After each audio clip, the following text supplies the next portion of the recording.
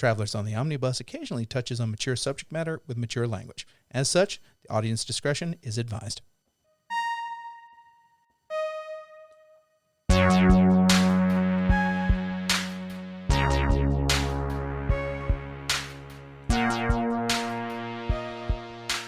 Welcome to Travelers on the Omnibus, a field trip through nerd and pop culture, and also a show with no gimmicks whatsoever. I'm Jody Kite. I'm the devil. Oh no, he's returned. They're not gimmicks, they're bits, goddammit. Ethan, you want to introduce yourself? Oh yes, I am Ethan Skinner. I am Brady Davis. I'm Navi the fairy from the Ocarina of Time. That is definitely not Navi. Listen! We I'm James McCarthy. began to think this new setup was a mistake. Too much We've given change. them too much Every power. time the middle of the month happens and $130 goes out of my bank account, yeah, I feel that same way too. We're currently recording in the studio that is Ethan's house. Yes. Welcome to the dungeon. We got burrito tacos. Those were delicious. It was very good. They were very good. Compliments to Bianca. Yeah, for Queen making Bee those. made some delicious burrito tacos. And the And cookies. cookies. The cookies were also very good. Like, We've already told her absolutely. I dipped the beforehand I that dipped the she's not cookies. going to listen to this. Yeah. So Yeah. I dipped the cookies in the burrito sauce, and they were very delicious. Oh, I'm sure. that Very- is great. Very, very delicious. I While never we're would have thought of that. while we're at Ethan's house, and Because you he shouldn't have. never would have thought of it. Ethan, what have you been up to? What have I been up to? Sleep deprivation does things to a person. It's the opposite of sleep token. I was Yes. about to. Yeah. 3 days ago, a game. That sounded so like 3 days ago. 3 days ago. Well, no, it was more like 3 days ago. I had an arm. Now I don't know where it is. No, 3 days ago, the walls weren't talking to me. new game released, Palworld, on Steam and I believe the Xbox Something or other. I store don't or know. something like that. No, I've That been- is Microsoft, so probably. yeah, Microsoft. This is. Yeah. I've been playing with some friends of mine, and I've absolutely been loving it.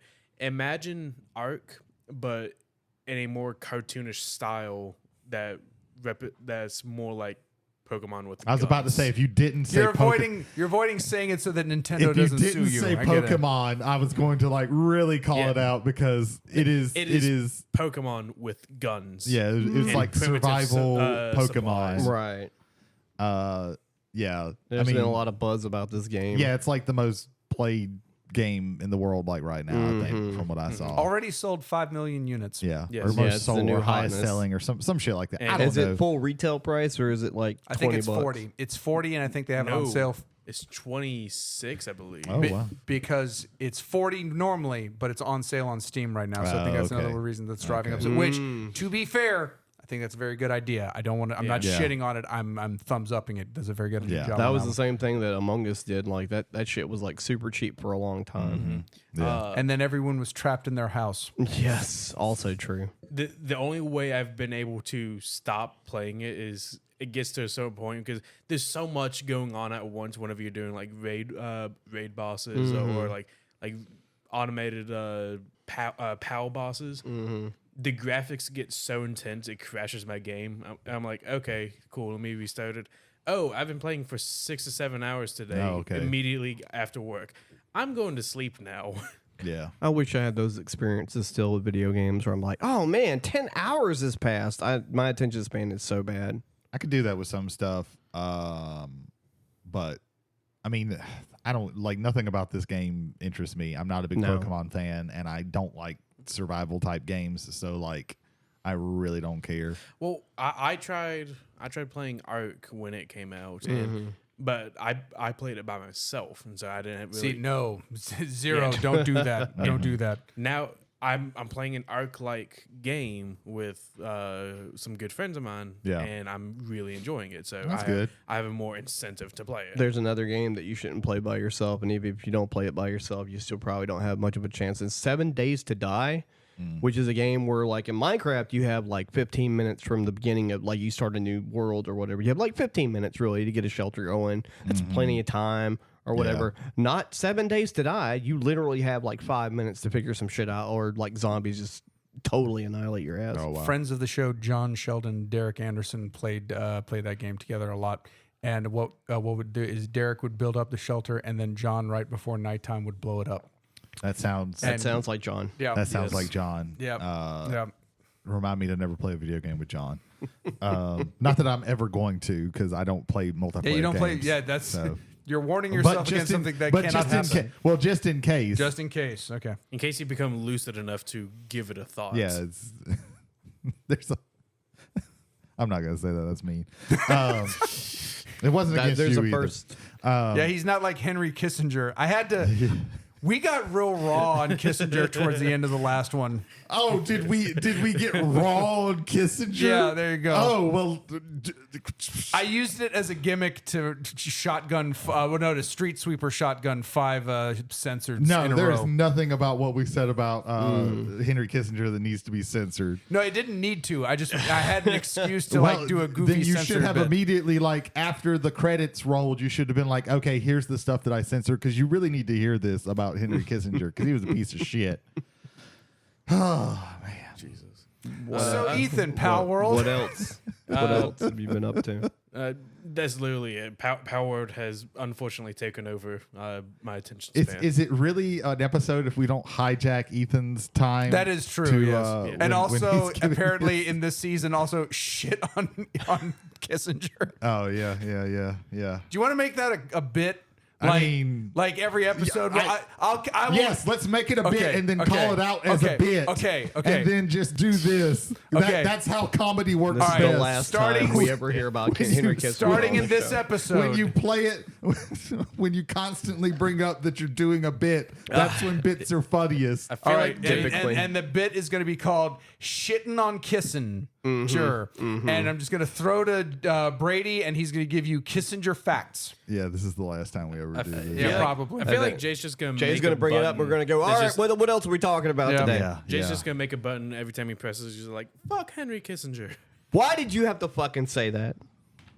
I would actually be okay with Okay. that. All right. Yeah. Cool. All right. I mean, I can just do that. And it can be in Ethan's voice, and I'll have another thing for the soundboard. Yeah, you can. A better one you is can just Rotten click Hell what I Kissinger. just said. and that's make what that he's it. going to do. Yeah. Jay, what have you been up to? Yeah. Hello. Oh, I'm Jay.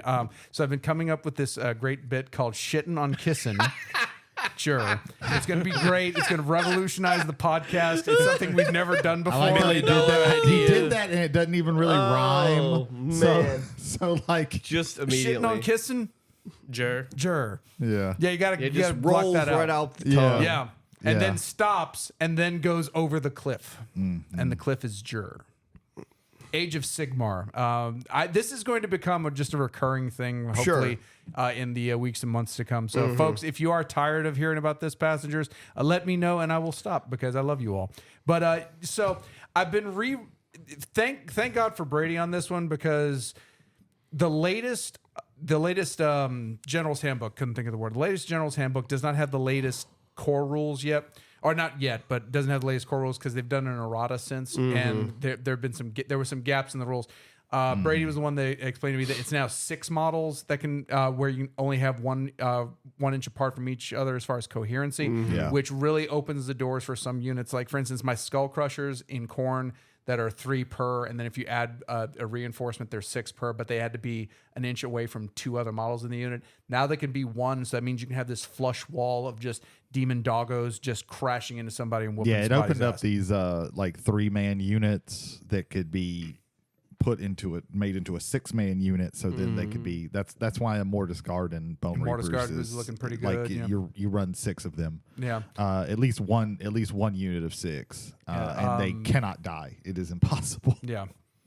I don't know if Meteor Grand Hammered Annihilators hit them first, they might be able to die because they're like Maybe without buffs, maybe. Ren 2 damage 3, 4 attacks, and it's 3 model, and now because it's a 3 model unit, it can be a 6 model unit. So again, they can hit with a flush face and get all those attacks in. Some things to think about. But what I didn't realize, and thank the YouTuber / Twitch streamer Haywo, which I highly want to recommend his Haywo Plus channel, because that's where his VODs from his streaming stuff goes from Twitch, goes on YouTube, and it really kind of gets in depth. He is outside, I think, of Vince Venturella is, I think, like the only other person I think in the space whose opinions on Age of Sigmar, I really kind of jive with. I think, okay, he knows what he's talking about. Even when I disagree with him, he comes with a very cogent argument for it, and I'm very grateful for that. Same thing with Haywell.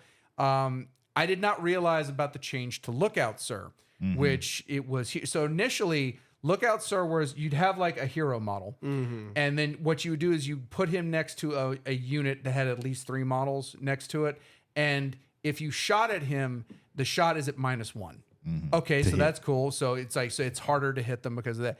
Now it's the same rule, plus if you're shooting from outside 12 inches, you can't even target that model. Oh, wow. So a lot of these... As long as it's within, like, I think 3 inches of a... I think it's battle line now. Is it 3 inches battle line? Or is it just, I think because in the last General's Handbook, heroes...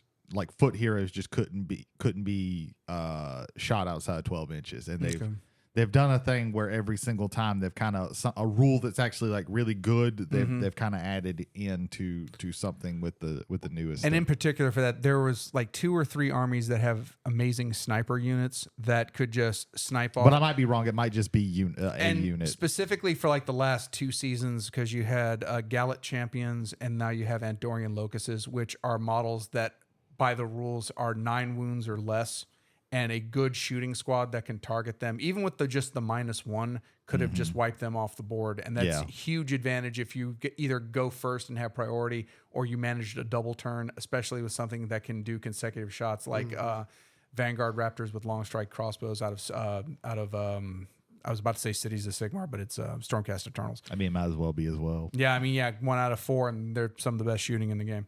But yeah, so it's cool kind of like seeing how the rules have evolved from the start of 3rd edition Sigmar to what they are now. I've been really getting down more in with the with battle reports, because I want to get to the table and play a little bit more.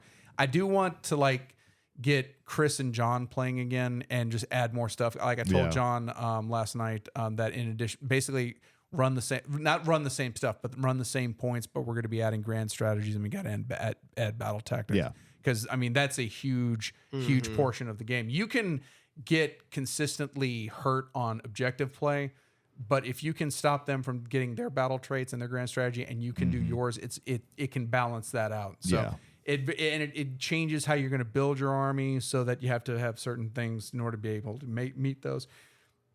I'm very excited to see where we can go on that. Especially with John playing his orc army, like he just like charges in with his the big cabbage dragon, all of his orcs on like his mounted orcs. Mounted on what? Giant murder pigs. Giant murder pigs. He's still looking to do the seven Margaranta list. He's got 3 so far. He's got 3 built with 1 waiting in the wings. Every time I see John play his orcs, he's always like aggroing very early. Yeah, trying to diminish his opponent's army, so that way they don't have resources to claim objectives. Orcs want to fight. Yes. Period. If they're not fighting, they're almost doing nothing, except for that 1 unit in Bone Splitters that is basically 2 dudes with a giant javelin running and throwing it. That's one of their shooting units. And then there's I think Wargog Prophet, who basically thinks you to death. Yeah. You have a staring contest with him. Yes, and he has a ward save, so he probably wins. Yeah. But damn, there you go. So that's what I've been doing, Age of Sigmar stuff. Awesome. Well, we're going to go to me first, because what I had going on is going to be a little bit less than, I would say, normal. I watched 2 movies over the weekend. I watched Graduation Day, which is a horror movie themed around high school. There's so many of those. Like Prom Night's probably one of the biggest ones. Prom Night and April Fools. And Prom Night got remade, didn't it? It sure did, and it was so bad. No, what I hated about that, and I apologize for hijacking this early, but the trailer song for that Prom Night was Time After Time. Oh, Cyndi Lauper. No, Quiet Drive. Yeah. Sure. Yeah. There's lying in my bed. No. Okay, that's enough of that. That's fair. out of all the school themed horror movies I've seen that are like quote unquote like inspire complete knockoffs of Carrie or movies like Prom Night, this one's actually pretty decent. The plot is you start the movie with there's a track meet going on. They're doing qualifiers, and this girl gets pushed to the limit, and she just has like a heart attack on the fucking field and dies. And so that's where it starts. And then like, it's sort of like aimed at the coach is pushing people too hard, and people are suffering from it. And then people starting getting stabbed or whatever. But this movie has like not one, but two swerves. Usually don't have that many in a low budget horror movie, which is like, you know what a swerve is, Ethan? That's when it's presented to you like, oh yeah, it's obvious that this one person's a killer, and they go, actually, we're gonna kill that guy, and then the movie's gonna keep going. They do that twice. And then I watched Evil Speak, which is a Clint Howard movie. Clint Howard is Ron Howard's younger brother. Oh, okay. And Evil Speak is pretty infamous for having some really ridiculous, over-the-top stuff. However, it wasn't a boring movie, but nothing really happens until like the last 15 minutes. Okay. It's one of those, like, it's set in a military school. There's like it's a good setup. The school is like over top a really, really old Catholic church that has some like secret Vatican papers and shit underneath it that have to do with like satanic masses and things of this nature. And Clint Howard's character is told by the chapel bishop to go down there and clean some stuff, and he finds like basically the Necronomicon or something similar to it. And then he decides to translate all the Latin with his computer in 1983 because you could do that, not really, in 1983. And he learns about all these satanic rites he can do to try and like, bring back the old devil man to try and like, bid his doings because he's being bullied throughout the whole movie. And so the last 15 minutes are wild. There's lasers and devils. You can't knock a movie with lasers and Satan. Yeah. Like that's just too much. And Jay, did you want to say something? No, I just realized I now need a laser sound on the soundboard so I can do that and then go into the Satan voice. And and then we can have laser Satan. Laser Satan. Laser Satan. Laser Satan. And then I started reading Over the Edge and other short stories by Harlan Ellison. Which is like if you don't know who that is, we've talked about him briefly.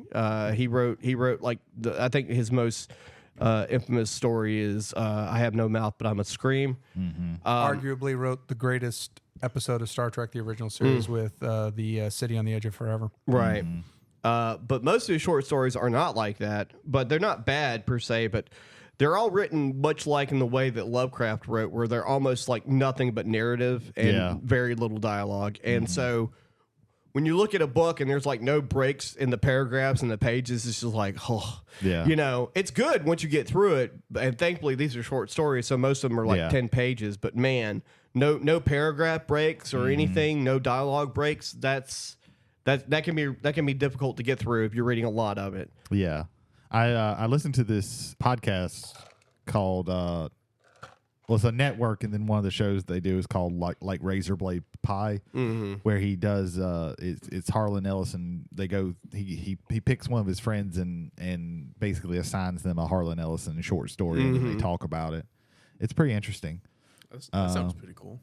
Yeah, it's pretty interesting. I never read because I need to get around to reading some of Harlan Ellison, but I just never have gotten around to it. I never read the stories beforehand, but they're always the episodes are always interesting. One of the and I looked at the table of contents right before the table of contents where it says where all the sources were cited from, because back in this was 1970 when this book came out.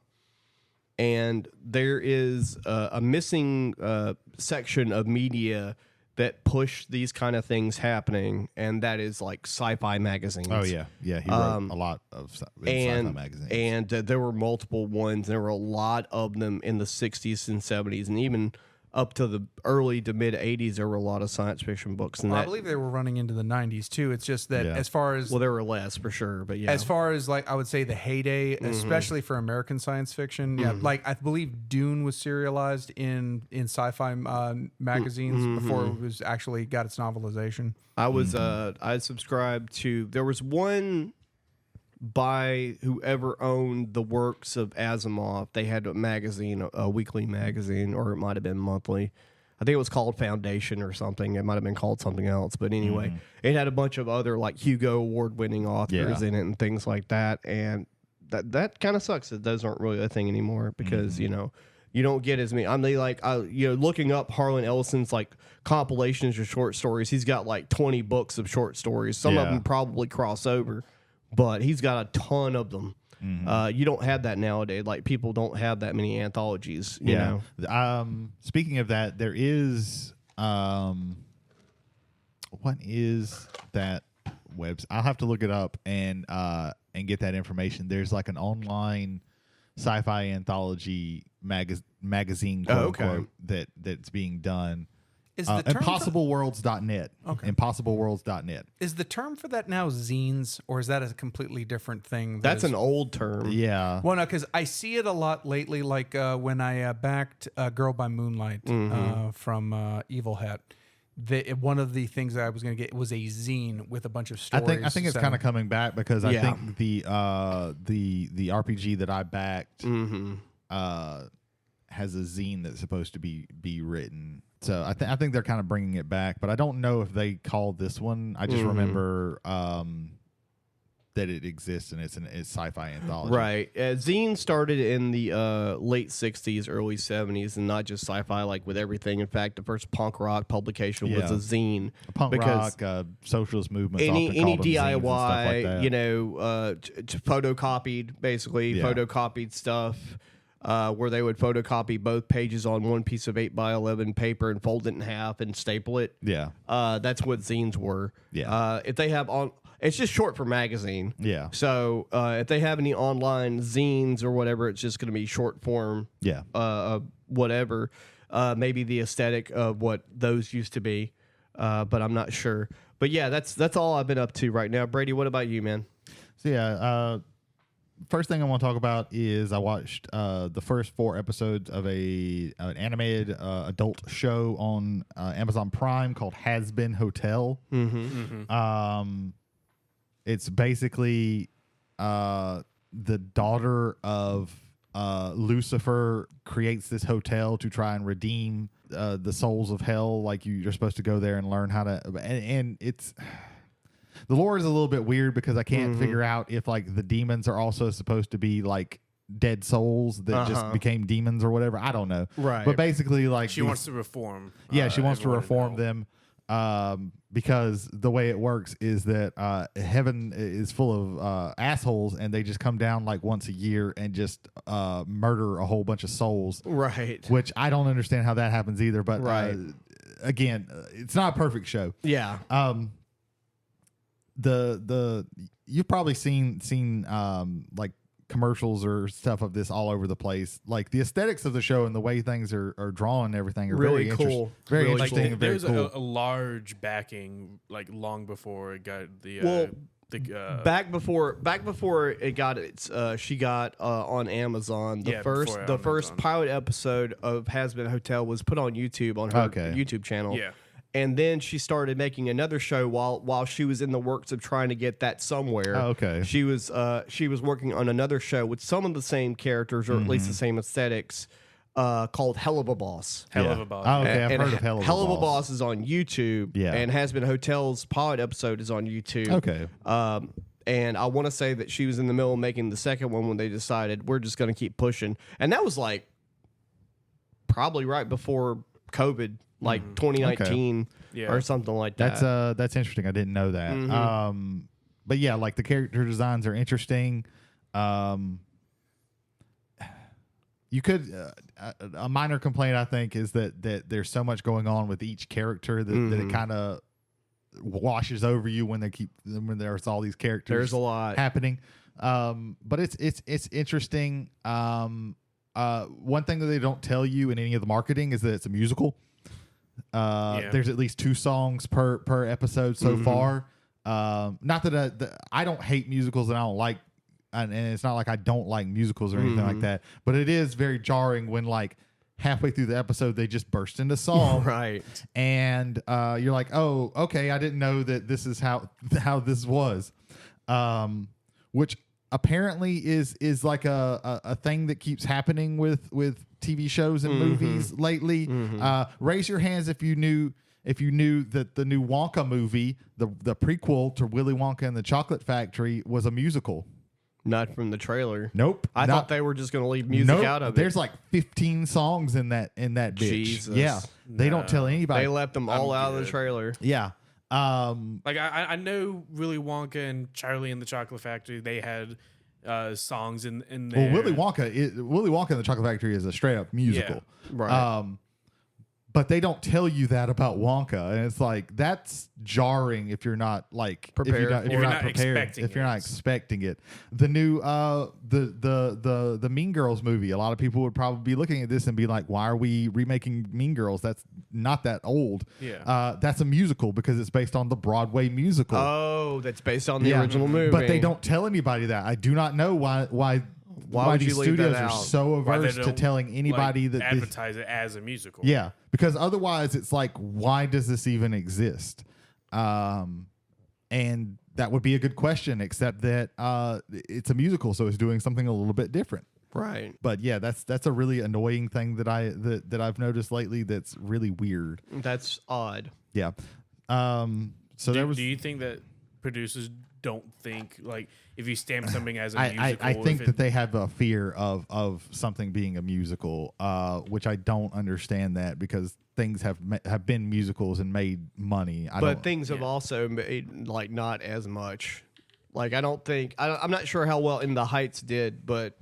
Well, In the Heights was also during COVID. That was during and COVID. it released directly onto Max or then HBO Max. Right. So that's going to skew a lot of But things. Hollywood's had like a love-hate with musicals ever since I think it was like 1969 Sweet Charity almost broke the company. Well, yeah, but also studios don't know what the fuck That's people also actually true. want. Meanwhile, The Sound of Music saved Fox. That's true. Yeah. That's true. Yeah, it's a mixed whole thing. But so there's that. Yesterday I went and watched a movie called Poor Things. This is by one of those Greek directors who's really weird. No, not that one. The other one, Yorgos Lanthimos. That's Emma Stone. Emma Stone, Mark Ruffalo. Mark Ruffalo. Yeah. Is that the movie that- Willem Dafoe? Yeah. That's the one that she got nominated for Yeah. recently. Yeah. She got nominated for that. I think both of them. Actually. Mark Ruffalo was nominated. Yes, Yeah, I've seen so him yeah. as one of the nominees. So yeah. Spoilers. Sorry. Yeah, Yorgos Lanthimos. Most of the people watching this aren't going to know who this is. He directed The Lobster. He directed Killing of a Sacred Deer. He directed The Favorite, which got Olivia You Colman. talked about Killing of a Sacred Deer on the Yes. cast, haven't you? Probably. I've watched Dogtooth. Dogtooth was like his earlier movie. That one's supposed to be really, really weird. Mimic, Alps. But Now we're getting You're into not the gonna- Euro. there's we're nothing getting, we're else getting in into there. the Euro only zone at this yeah, point. you're gonna list stuff that even I don't know. And it's probably he hasn't done much besides those few movies. Are you But telling me you've never heard of Attenberg or Kaneda? I mean, it doesn't surprise me that he's done. We something talked about named Kaneda 2 episodes ago. Censored. Just to be on the Preemptive, yes. just to be on the safe side. that. But yeah, so yeah, he's a weird filmmaker. He makes weird films. And this is a weird film. This is a super fucking weird film. It's kind of a Frankenstein story. Willem Dafoe is this mad scientist by the name of God, and he finds this dead woman and he puts a baby's brain in her and revives her. Oh. and that's Emma Stone. And that's Emma Stone. Now I know why she was nominated. Yeah. Like that is very hard to pull off, and she did that and did it to a level. then Yeah. yes, I get why she got her nomination. And it's kind of her, you know, she starts out kind of, he just keeps her like around close to him, and then he finally kind of lets her go, and she goes off in the world and has experiences, and man, it's a really horny movie. Good Lord, it is so horny. So horny. Jesus Christ. Like, I knew it was going to be horny going in, so I made sure that like I set like 2 seats away from the next person because I didn't want to have to deal with that. Yeah. But man, Jesus Christ, it's a good movie. It's probably his most visually interesting movie.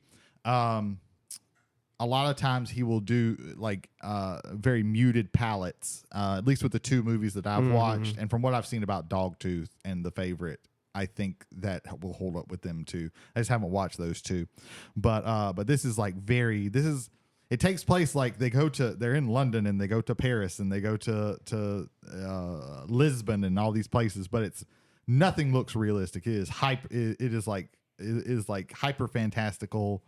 It's almost it's like he was trying to go for a Wes Anderson aesthetic. Like, it's not exactly like that, but it's very similar. Because there are these like pastel colors all over the place.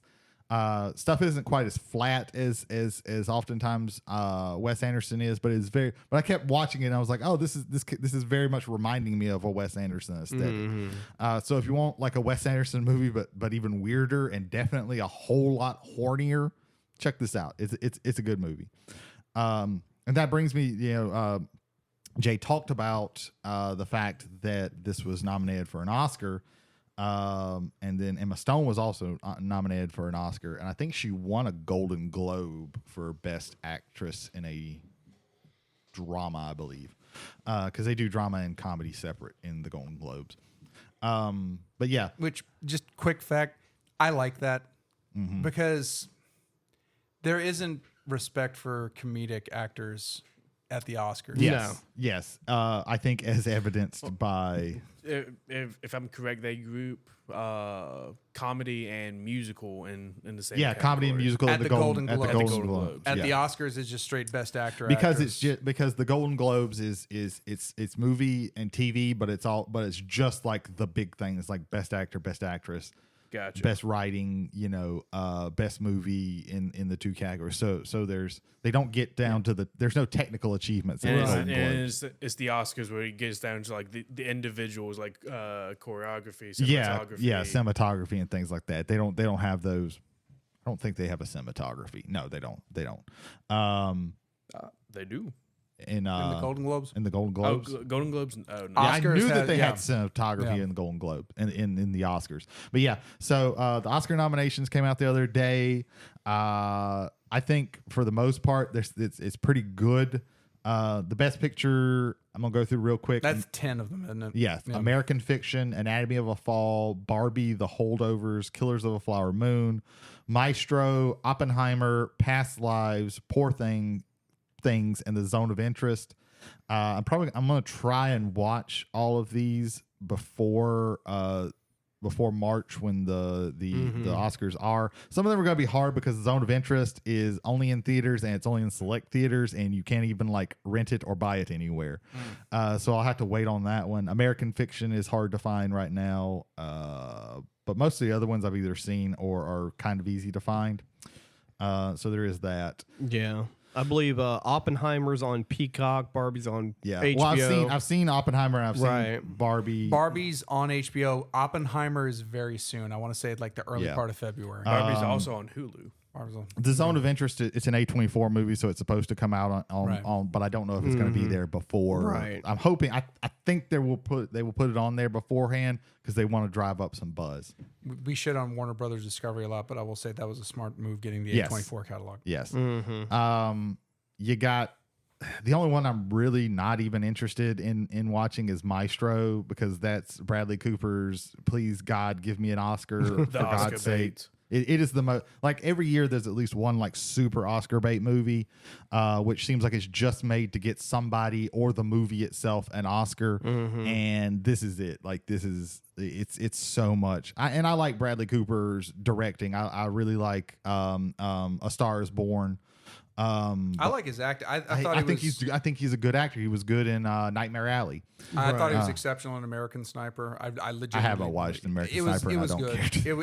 It was a good movie and a good performance by him, in my opinion. I'll take your word for it. What was that rom-com he was in? Where Silver Linings Playbook. Yeah, that's also really he's good. also really good. And that's harder than a normal rom-com. Yeah. Right. And because you're both it's a movie dealing that, with depression and is that the movie? Bipolarism. Yeah. That's the one that Jennifer Lawrence won the Academy Award. But yeah, I like him, but like, this is so naked when it's.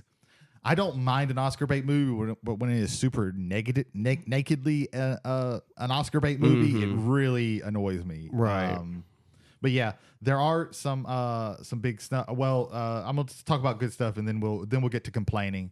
I really love that Lily Gladstone was nominated for Best Lead Actress. I think she deserves it. I hope that she gets it. The woman from Anatomy of a Fall, I've heard that she's really, really good in that. I can see her possibly taking it too, but I really hope Lily Gladstone gets it. Yeah, a weird thing was that we'll go ahead and get into negatives. The Barbie was for Best Adapted Screenplay. They wouldn't let it get Best Original Screenplay for adapting Barbie, the doll. Yeah. Which yeah. Someone real quick, bring up the Best Original Screenplay nominees. I can someone tell do that you for me? right now, Anatomy of a Fall, The Holdovers, Maestro, May, December, and Past Lives, which May, December, and Maestro are both based on real events. So it's an adaptation. But they're original screenplays. Well, yeah. Yeah. If you're going to consider Barbie an adapted screenplay, you have to consider those. Yeah. If it's based on something else. See, I was more wondering, like, am I glad it got adapted screenplay because there was no shot of it getting original screenplay because of the caliber of the movies there? But again, if you're telling me the two of them are literally based off of a life instead of based off of a plastic doll, like, right, because like G.I. Joe's also Hasbro. I know Barbie's Mattel, but G.I. Joe's based off of a Hasbro toy, not off of any of the cartoon or anything like that. Yeah. They had to make up a new story for it. Which is why when it got nominated for Best Adapted Screenplay, everyone was up in arms. Everyone.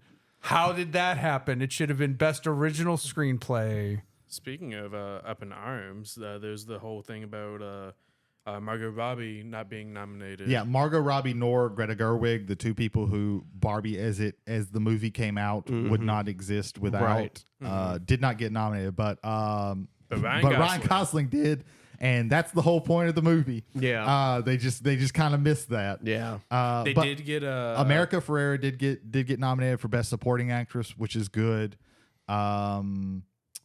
Godzilla Minus One got nominated for Best Visual Effects. Nice. That's really great.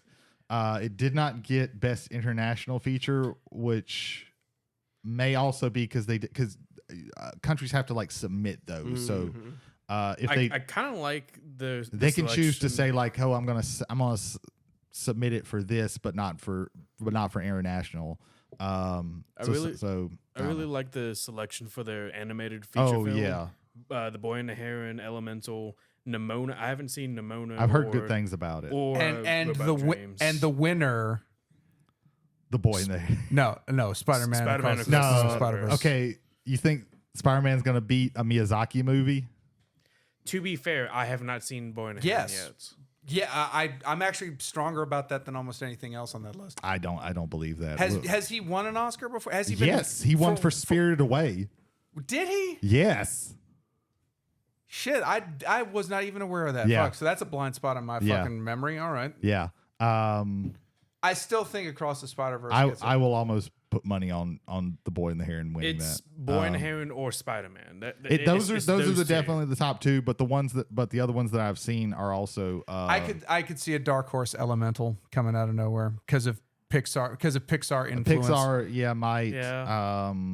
The greatest joke ever told at the Oscars. Jack Black and Jennifer Aniston are presenting the award for Best Animated Feature.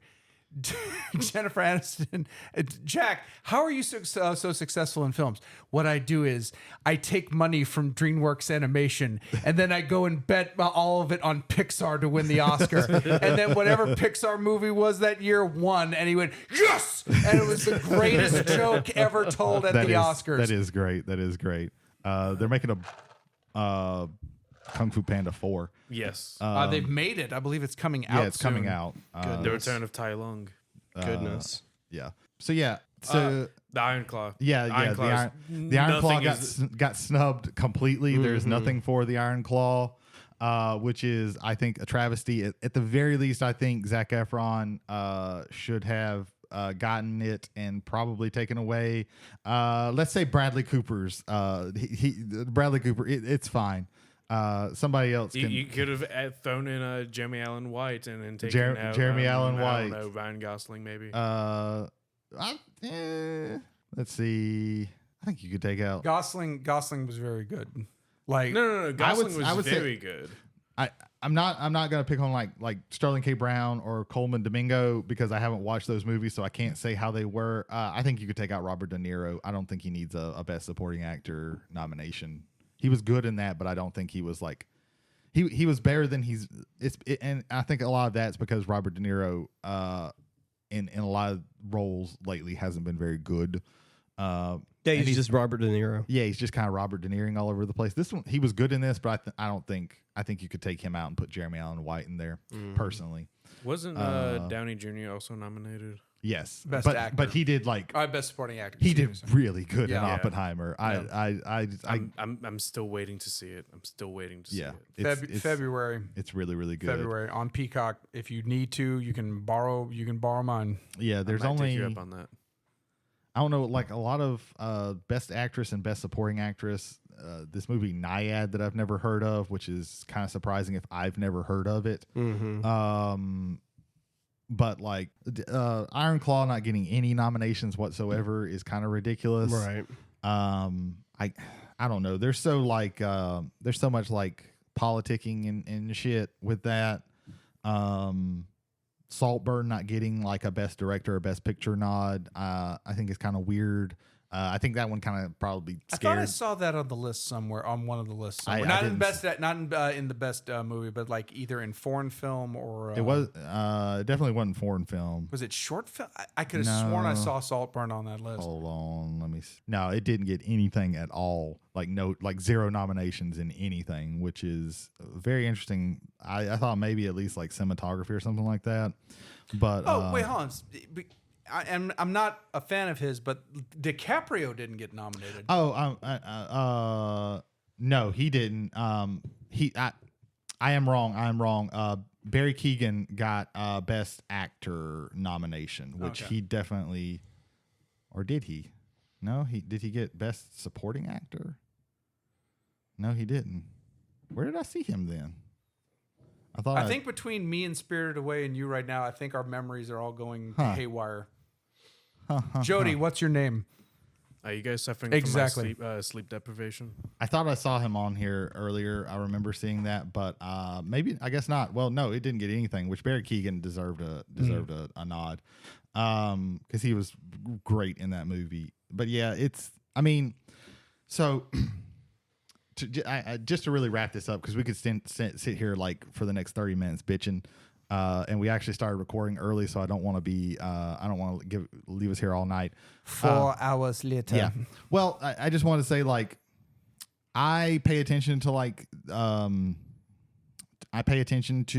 like all these awards when award season comes around. But in the end, like, they kind of don't mean anything, really.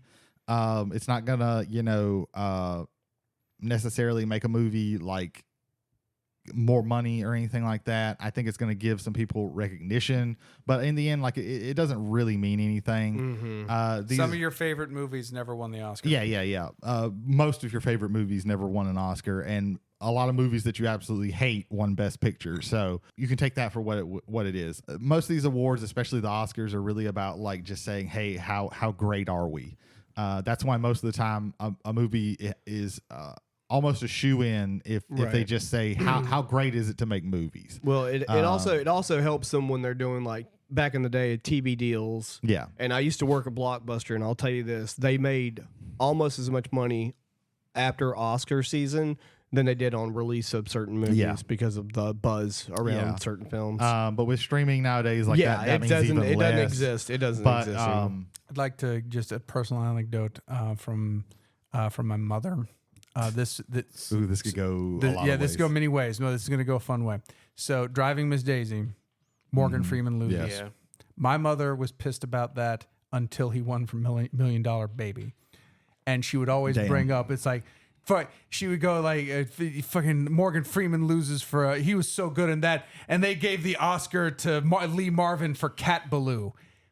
I had never heard of the movie Cat Ballou. And I'm like, The fuck is Cat Ballou? so like Lee Marvin, like I'm in my head, I'm like Lee Marvin beat, like as a child, I'm thinking Lee Marvin beat Morgan Freeman in the same year for a movie called Cat Ballou that I'd never heard of. Cat Ballou won the Oscar in 1966. I was about to say that was an older movie. My mother held a 40-year plus grudge against Lee Marvin for winning Cat Ballou, and then reignited about 20 years later when Morgan Freeman lost for Driving Miss Daisy. The last time Lee Marvin was relevant is a quote from a line from Michael Madison in Reservoir Dogs where he tells Harvey Keitel, "I bet you're a big Lee Marvin fan." And that was in 1992. That's crazy. But yeah, like a lot of what is called the greatest movies that have ever been made, Right. haven't won an Oscar. That's true. The first Godfather lost to, I believe, How Green Was My Valley. No, because I was late about that. What movie did How Green Is My Valley supplant for the Oscar the year it won? It's a well-known movie. It has two words. Citizen Kane. Oh yeah, Citizen Kane. I'm sorry. Arguably the most influential movie in at least in American in film of all time. Yeah, that one. Citizen Kane wasn't even nominated.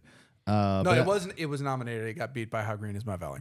I'm pretty certain it was kept out of the nominations because of a Commie scare or no, because it's based off of William Randolph Hearst. Yeah, it's based and off he of owned Hearst all of the newspapers, and he did a whole lot of yellow journalism to tell people. I could be wrong because I was just wrong about How Green Was My Valley, but 1942 nominee, Best Picture, Citizen Kane. Oh, okay. I had always heard that it just wasn't. No, the honestly to me that's worse. Like, I would rather you snub my movie and then I have full right to be a fucking asshole about it. It's like, how dare you snub this thing? Whereas you give me half credit, but then hand it to How Green Is My Valley, which I think was a John Ford movie. I think it was. And John Ford, up until like you get to the era of like Orson Welles and a bunch of those guys, he was the Hollywood director. Yeah, he directed a lot of westerns. So too. many westerns. Him and See, now I'm curious about Cimino. this. No, Cimino. Cimino did Heaven's Gate. Did Heaven's Gate, Cimino but did It Heaven's is John Gate. Ford. it is John Ford, but more importantly, he did the Deer Hunter. The Deer Hunter. Yeah. That's right. How More Green Was My importantly, for Valley was quality's not. sake. It was not a good like. It's not like the most prestigious. Can we well-known call John that Ford. like one of the first Oscar bait movies? What is that? Can we? How Green Is My Valley? Could we Probably. might call that. Like, I think that and like African Queen to get Humphrey Bogart his Oscar. I think that's. I think you could make that argument. No, I'm sorry. The Godfather did win. I apologize. Well, now who's making fun of the Godfather? Yeah. God damn it. Yeah. I think Godfather. No, I think Godfather 2 Godfather won. 2 definitely yeah. won. Yeah, that one too. Yeah. Jesus Christ. And Godfather 3 won and completed the. No, it didn't. No, it did. No, it didn't. Let's stop this before any Yes. of my Yeah, film snot cred. Yeah, we're cred, because I'm just. Please cut all this. Just cut every single thing. we're about to approach the Descent vampires as far as how far we've dug down. Yeah, We're definitely cutting out the last 9 minutes. Also, like my film snob cred is just going out the window. Well, to be fair, that was like what, twice as long ago as you were born. Well, yeah, but I also like read up about these things, and I should know that. But anyway, if you cut all this out, let's come back to this. So yeah, like I said, these awards don't like they don't really mean anything. But I like to see, because one, I like to see people that I enjoyed seeing on screen get what I think are their what they deserve, the recognition they deserve. But I also like to bitch and moan when they get it wrong. When it comes to snubs, when it comes to the eventual night, when you put money on them not getting it right, because most of the time they don't. Just because of the weird way of the voting system and everything happens, the mediocre tends to rise to the top. I would like to know where the adaptive part of the Barbie script came from that included Depression Barbie. Where did they adapt that from? Yeah, I want to see the written work that Barbie is adapted from. I want to see her long form birth certificate. Yeah. God damn it. Jesus. I mean, at the end, I guess she becomes human, so she might actually have one now. I don't know how that works. Don't think too hard about that. It's a dogma situation. They just don't have genitals. Yeah. You know, just continue to not have them. Well, no, the Yet joke at she the end went of it to is the that she doctor. does have Oh, genitals. is it? I forgot about that. Imagine like living for like 50 years and then having your first period. Oh God. What the fuck? Punched in the ladies, None of us know how that could put that into perspective at all, because we're all dudes and don't have periods. Lady passengers. Travelers Our on the one omnibus at lady gmail.com. passenger. Again, that's travelers, 1L on the God, I'm omnibus so at glad that I gmail.com. have no access. If you had to the- wait 50 years for your first menstrual cycle, let us know what that would make you feel like. yeah, I Would she think be it's ready 50 to. or would she not even be one? I think it's ready to. I think we're moving on here. Yeah, again, it's, you don't even. You Barbie's don't, been around a lot I'm about longer to get than up and 50 get some years. water here But, in a second. If we so, don't so go none of down. that. We have no feedback. Okay. And that's pretty much it, right? Yeah, no feedback. And then, like, where can they find us, Jay? Oh yeah, they can find us on Google, Apple, Spotify, and Amazon. And you already just did the email thing. Absolutely, Yeah. yeah. Travelers on the omnibus at gmail.com. Good, because you Yeah. might need to Menstrual cut cycles. out that. You might want to cut that other part out. You About know. menstrual? No, I'm not. I'm concerned for women who have to wait 50 years for their Are menstrual you cycle. saying menstrual cycle or are you saying menstrual cycle? No, menstrual. Yeah. Menstrual. The Yeah. one where Censored. you can tell that we know a lot about women. That is 100% we You are- true. can, you can tell I know fuck all nothing about women. That's very we true. are your. We are your number welcome to one the po- incel cast. Jesus Welcome Christ. to Travelers on the Gyno bus. Jesus. That's also getting cut. Censored. Where else would this? Censored. That, speaking of, Censored. Our next topic. What? so we talked a long time ago about how to build a better RPG, and it was a pretty good show topic. I think legit our third episode ever. I want to say it was our second. Second our was second Amber. one was Amber. I which have is going no to be idea. our fifth one this Yeah. semester. I'm getting confused now. We lost Jay. So tonight we're going to floating be off into the talking ether. about how to build a better setting/world for a tabletop RPG, games such as Numenera, Dungeons and Dragons, Also Vampire. a character. Yeah, Vampires the Masquerade. Yes, characters as well. Vampire the Masquerade. Like comprehensive world building, the parts of it, And- building characters, whether you're a PC or an NPC, your setting. Yeah, your we're going to tell worlds. you the be all end all of building a world. Yes. So This is the definitive thing. you will too only long- have to listen. To Yeah, too long didn't read. the Everything can work. yeah. Can work. That is true. There are options out there, thankfully, for not doing that. If you either aren't inclined to try and build your own home brew setting/world, and also it's a good springboard. It gives you good ideas for what to do. I always admire people that run modules because I really don't like running modules because I feel like restrained by the creative restrained things in there where you can't really you have a little wiggle room sometimes, and sometimes like in older D&D models you're really not supposed to have any Yeah. wiggle room whatsoever, like if you're doing like Tomb of Annihilation or any of those. So we're gonna start with with characters. I think would be the best thing to do because it's good to get your players invested in like, okay, what kind of character you want to make might at me as a games master decide on what kind of setting, or maybe I'll give you some ideas on what setting we're doing, if it's going to be high fantasy, low fantasy, sci-fi, or whatever, and or I could just say what kind of character do you want to make, and then we can like go from there. Yeah. I think with a lot of stuff with me, especially when it comes to something like D&D, especially with D&D, because with D&D I'm oftentimes mechanics forward with that. I look and see like, okay, I want to be just use an example of the last D&D thing that I played that our friend Holder ran. I was like, okay, I want to be an Echo Warrior or Echo Fighter or whatever they call it. Okay, I kind of worked back from that. Okay, I want to be, I want to be a guy who's like, so what's the best things with this? It's like strength and constitution. Okay, well I could be, I don't want to be like a Goliath, but I'll say I'm a half Goliath because I'll do the custom lineage thing. Okay, well if I'm a fighter, what is a fighter? I could be a soldier. Okay, well how did I get these powers? I don't have them fully manifested yet, but it's like, well, I could be trying to, I was just a soldier and we tried to take this wizard tower and I didn't know this, but he was messing around with like dimensional stuff and it ended up, the tower blew up and I survived, but now these weird things are happening. So I'm trying to figure that out. So now I'm weird about magic too. So like that's oftentimes, especially with D&D, if it's a story forward kind of game, I might go in another direction. Sure. But when it's a game where I'm more mechanics focused as what do I want to do, I think, hey, or, okay, I want to be a swashbuckler. Well, what's a swashbuckler? Well, a swashbuckler can be a pirate. Okay, well, I'm a pirate.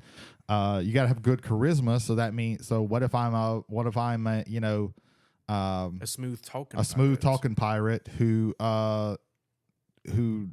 thinks, what if I'm a rogue who thinks he's a bard because I have high charisma and I lie a lot, right? And I'm not very honest about what I do. I don't say that I'm a pirate. I say that I procured goods on the sea or something like that. And it's really funny that I'm French. Okay, that would be really fun. So that's how I go about with especially D&D. Can you remember all the names you gave him? No, because I gave him like 10. I just went through like what are some French pirates, and I named like 8. I put like 8 names. Like Jean-Baptiste Lemoyne, Robespierre, like Robespierre, Lafayette, yeah. De Robert, there you go. De something else, and I can't remember. It's been forever. Strangely, not Descartes. Yeah. Well, I literally went like, okay, give me a name, give me a list of pirates, and then I just kind of Frankenstein them together into a really long name.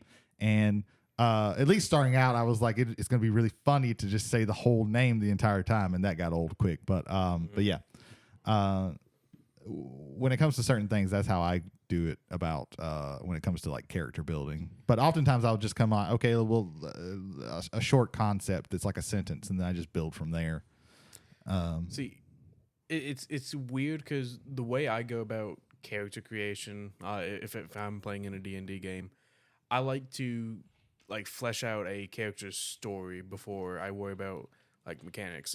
So me and Bianca, we started playing in a D&D game on Sundays, and my character is a warforge that was originally a steel defender to an artificer.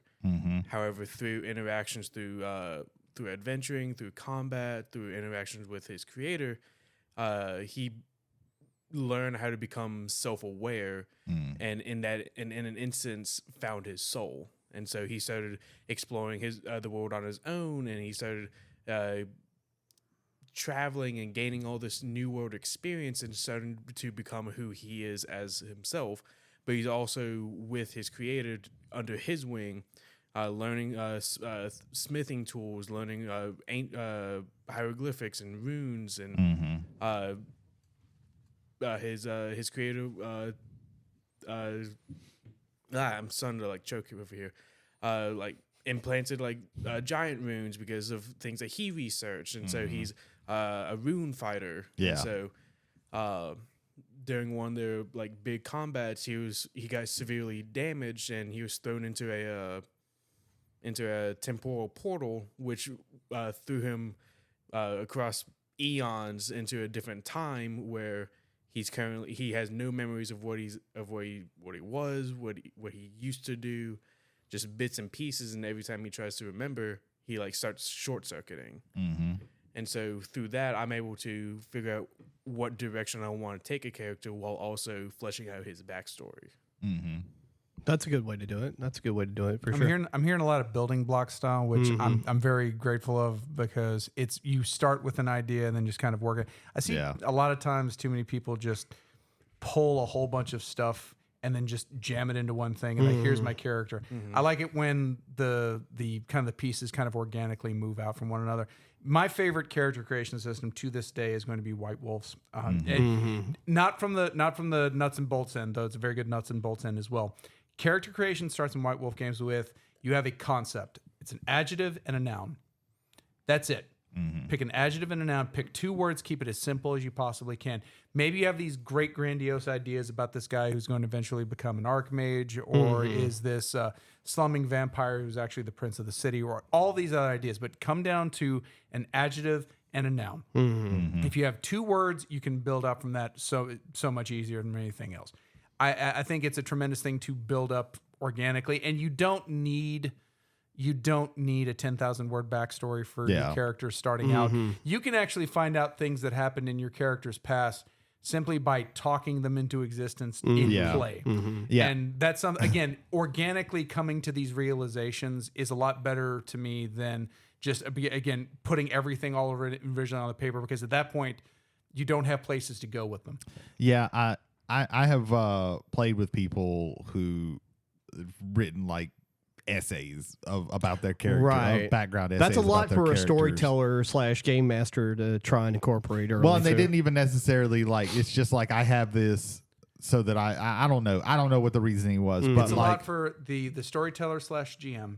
It's a lot for the other players. Right. Yeah. It's a lot for the person presenting that, because a backstory that you just read is a hell of a lot less memorable than a backstory that you experienced. That's true too. And when you're experiencing that through play with other people, and the nuances aren't just coming from you, but they're coming from the person who's refereeing the game. Yeah. And it's coming from the people who are reacting to or reacting with that. There's something it's way more powerful. And the same reason why you like White Wolf, and I like it too for that same reason, as far as building a character, is in the Cypher system as well. You have like 3 module things where I am a blank who blanks blank, you know, and you choose your, you know, I like for people to like choose like whatever their you know, what motivates them. Like, is it your anger? Is it your calmness? You know, does your character like reading a lot?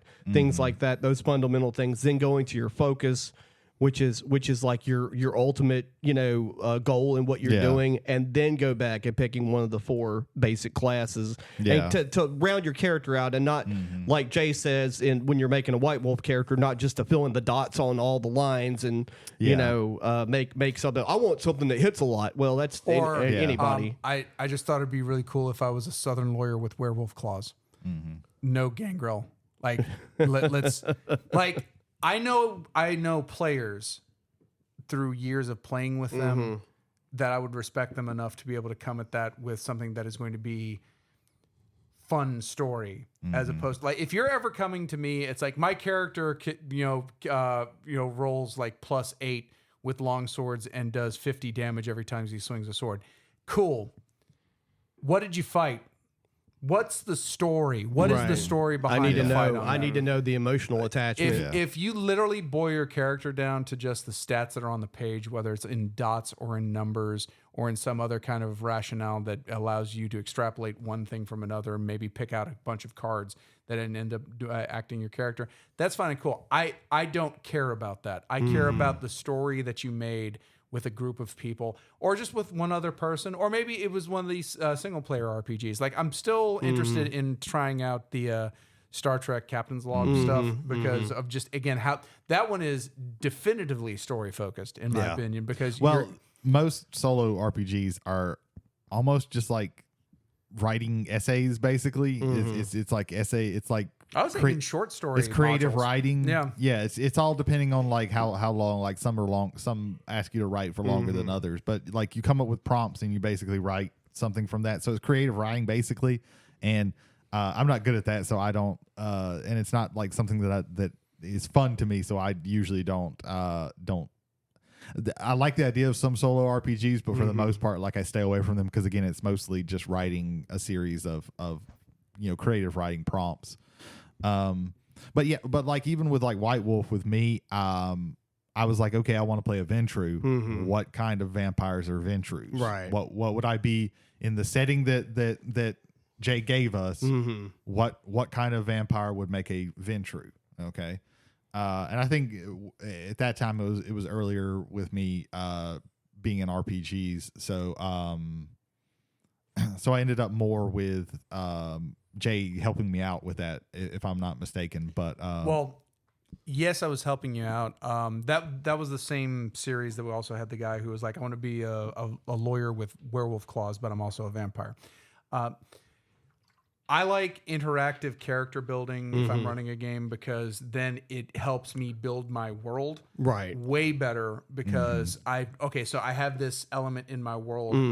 Now it's not a matter of how does he adjust to my game? How does my game adjust to that character? And to me, that's the cooperative storytelling. And let's see where it goes from there.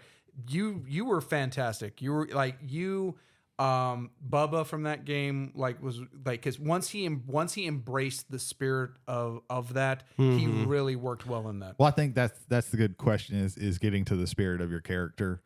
That's why oftentimes I will start with a very simple concept, and most of the time through, I think this last time that I played D&D with Holder running the game, that was the most like fleshed out story that I actually had. Yeah. It's a muscle. The more you use it, and the more you the more experience but you have I was with like, it. It's just okay, going to well, I develop. have I have low intelligence, so my guy's not going to be like drooling or anything like that. Sure. But he's not quick on the uptake. Yeah. I can't remember. I gave him minuses in intelligence and something else. I can't remember. I think charisma. See that game. I'll point out a negative from that again. So again, it's like, what is my character? Another person who played one of the two Tremere in that game, he was consistently asking me, when are we going to get a chance to loot? That's not how Vampire works. No. That it's not like you kill a thing and it drops like 3 blood and $20. Yeah. So I want to go into like world building for a minute, and for me, there's of course like engaging people if they want to do that beforehand, and there's always ways of manipulating how things work depending on what people are doing. Like let's just say, before I even go into how I start building a world, let's just say like we talked about characters first, and Brady's like, I want to be a pirate. I want to be that pirate guy. Yeah. And Ethan wants to be his. What did you say yours was? That Warforged. All right. Be like, man, okay, pirates. Okay, so like I don't have pirates in the game yet because I've got everything kind of like, set up for the very beginning. But because you said that, like, okay, maybe we got some extra story stuff we can work with where I can incorporate, that the local government of the main town of the port city has been working with the pirates because of some other audacious evil thing that's been happening, and the pirates are actually helping, at least for now. And kind of incorporate that. But like starting from a blank slate, what I like to do is like going from inside out, and that even includes even if I've got a few, I like starting with 4 major towns. Basically, that's just me. I'll start with the continent. Off to the side, they'll be those are the wastelands. This is just generic fantasy, story. So we'll have the anchor city of the continent. We'll say it's a church city, much like the Vatican, but set in medieval times. Yeah. But they're not as oppressive as during the Crusades or whatever. They're just kind of there, and then. You have a port city, then you have a dwarven mining town, and then you have another smaller town off to the side. And they're all within 3 or 4 miles of each other, maybe a little bit further back, maybe a little bit closer. And I only usually make, at the beginning of a game, a handful of NPCs for each town. Yeah. And it's mainly the main guy's second in command, maybe one or two like interesting characters sprinkled in there, and then I'll have characters built off to the side that I'll just throw in if it just comes to where it feels like it's a natural thing to throw into a character. I had somebody ask one of the townspeople that was like just kind of standing around some information in the game that I was going to hand to them somewhere else, and it just so happened that it was easier for me just to give it to them there. And so I start with like, a place, which is like a continent, and then 4 towns, 1 major city. And then I'll explain, okay, well, here's the setting. Okay, the town of Barash is the church city. Many years ago, 500, 1,000 years ago, one of the deities that the city like uses as their main patron came down in the middle of an undead horde that was seizing the city and saved the city. And was kind of cut free from the realm that they came from, because the other deities were very upset that there was like a hand put into something that it shouldn't have been put into. And so you have that, and then you have the town that's the port town, that you have the pirates and the rogues and things like that. And then you can like sprinkle in details. But again, just like putting a lot of backstory, you don't want to feed a lot of history at the beginning of a game. You want to give them a little bit like, okay, here's the main history thing. You don't want exposition. You don't want a lot of exposition. You have to have some. You have to have some, but you don't want like a ton of exposition, especially in an RPG. Right. You want your players to be able to explore the world on their and own. change it. And change, yeah. I think a good thing to contrast is the difference between world building if you're writing a story and versus an RPG, because you have fully 100% control over a story. Yes. Whatever you want to put in there is what's in there. So you can create all this history, you can create all this stuff, but you can't be that granular and that specific when it comes to RPGs, because you don't know where your players are going to go, because people can be idiots, especially when playing RPGs. Yes. And they want to do things. And they want to do things, and they don't want to feel like they're being put 100% railroad. Yeah. But so you can't, if you get too specific with the world, and I think this goes also more towards like a story that you're wanting to tell in an RPG.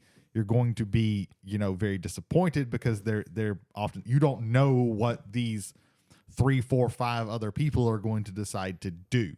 And that's like, for me, I put in like the little bit of the prehistory, and then the rest of the story is told by the players. That's how I like to do it. And then there's just like starting from almost scratch. Which is say if we're doing a homebrew, you tell me the town you're coming from, you tell me what it's like, you tell me all the backstory for it. I'll write it down. That's your town. Ethan does the same thing. Jay does the same thing, and we do that. We incorporate that. Okay, that's on the main continent. You probably don't know each other, and then the story continues on after that to where we tell the story together. And Holder kind of did I'm going to use him as an example because it's the most recent like world building, starting in like its own thing, where he gave us some background of the setting, and then also he said like, okay, you're all from the same town, but you left. Why did you leave? So we all had to come. Okay, that's interesting. And that's what led me to be. Well, I was a big dumb guy, so I was like, well, I want to go soldiering. That's the only way. I'm a big motherfucker. That's really the only way I'm going to make money, probably. Or that's the easiest way to make money in a medieval like setting like that. So he gave us like a prompt to like, okay, well, this is part of your character's backstory. Why did this happen? So yeah, that is, and yeah, I think a good thing is to like don't have some basic foundation, but don't build too much on that, because you're just gonna be frustrated. Either you're gonna be frustrated or your players are gonna end up being frustrated because they felt like they're just going through a tunnel, and nobody likes that. I have like the end is in place, sort of, and you can have like the end. You could have like okay, here's a for me. And I think it's probably more how I make characters is I start with the with the end and work my way back on things like, okay, I want this result, so what will get me this result? Right. And I think if I was making a story or anything like that, that's probably how I would do. Okay, I want to get them to here, so what do I have to get to there? So let me take a step back. Okay, well, what do I have to get to there? I want this secret to be unveiled. So how do I get this secret? How do I get this secret unveiled? Moving plot lines. Yeah. Now, I don't overly do this, but if my players are ever stumped on something and they can't find out where the plot point is, the plot point will find them at some point. It's not that I'm not, there's the opposite of railroading, which is hand holding. And you don't want to do that either. It's a hard balance to do sometimes. Oh, yeah. But I've had some of the most interesting things happen just like at rest times where they're just chilling or whatever. And I'm like, okay, I can, this is an opportunity for me to introduce some random thing to see what they can bounce off for. I had I was running a campaign and it was much like what I mentioned, the world that I used as an example, where my buddy Nick Krebs, fan of the show, Shout out He better to be. Nick. He better be. who was playing a knight, but she acted like a paladin. And they were in a bind. They were in a dungeon. They couldn't get out of it at first, and then they get to the end of the dungeon. And there is what looks to be a demon there. Now they're like level 5, so at least I give them credit for going, we probably shouldn't attack this thing right now. And I'm like, that's probably a good idea. You should probably not attack it. So somebody talked to him, and they ended up basically having to make a deal with him, even though half of the party was good. That was probably the best choice they could have made. And it ended up being a very likable and interesting NPC later on down the road to where they save a town many levels later. The town was completely leveled by a bunch of devils. And as the good characters are actually doing the physical labor, the neutral evil characters, the rogues and one of the bards, is giving the townspeople money, saying, okay, by the way, we're helping you with fixing your town. We're building your town up. Here's some money to go towards the church. We just ask that you build another church. The name of the deity is Palworld. Here's a book on him. He's great. Don't worry about it. You're gonna need a rogues area over here for thieving reasons and things of that nature.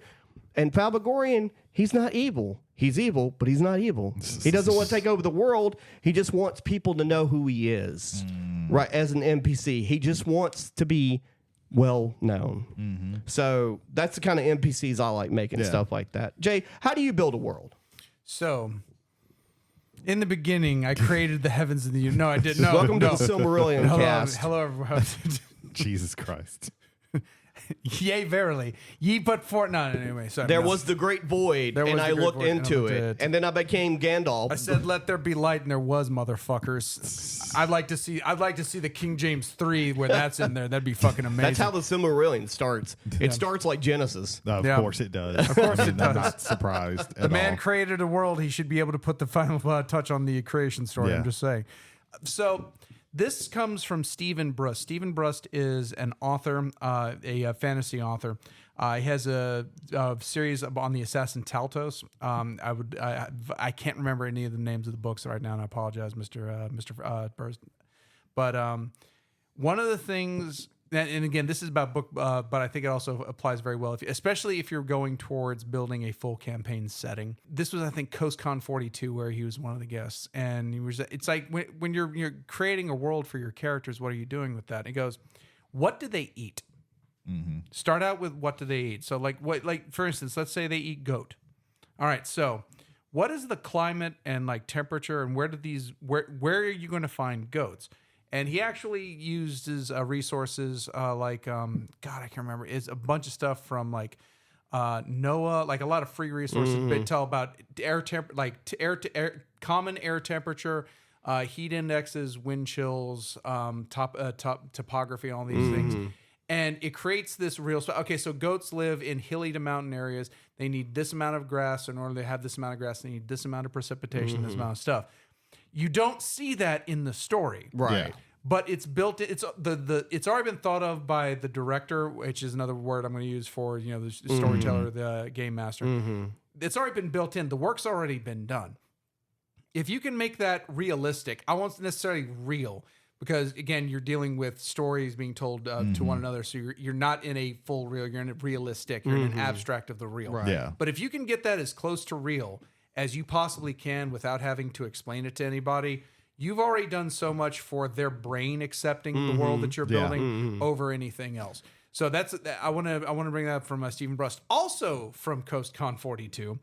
Sandy Peterson. Sandy Peterson, you may have heard of him. If you have not, he created the original Call of Cthulhu RPG setting. Yeah. He was also a part of Ensemble Games and was on the team that I believe did Age of Empires 2 and 3. Yeah. He's also worked at id Software a little while Quake and Doom and Quake were being put together. You will know him more recently from Cthulhu Wars, which was going to be his last foray into gaming, and eventually helped him start a new gaming studio where he created with Cthulhu Wars Duel, which it's all the models from Cthulhu Wars, just 2-player. Yeah. Good God. Anyway, I've given the man enough laurels, but as far as if you're running, I think this is good for running a one-shot or running a series that may not be in a campaign setting, but at the very least establishes something where people can latch onto things. You need 3 things. You need a setting, you need a villain, and you need a scene.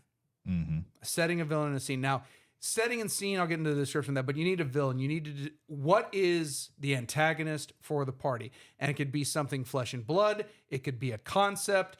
However you feel you think your gaming group would be able to handle it. Setting is the time and the place, the era. Where is this taking place? Is it 1920s Natchez? Is it 2000s New York City? Is it the ancient Rome? Where are you placing this thing? And the scene is not setting. Scene is basically like scene 1. The guests open up into a giant pavilion, or the Colosseum rocks with the cheers of 1,000 Romans, or all of the, or at that point 100,000 Romans. Excuse me.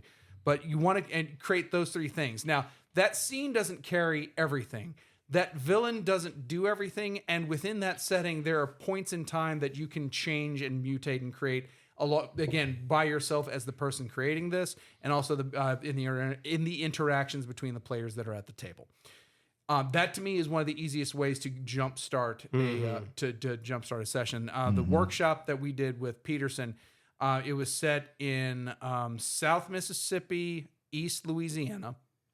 The villain was a Wendigo, and the scene was a dinner party. And so basically, this Wendigo is like the butler, like aide de camp to the governor of Mississippi, Louisiana.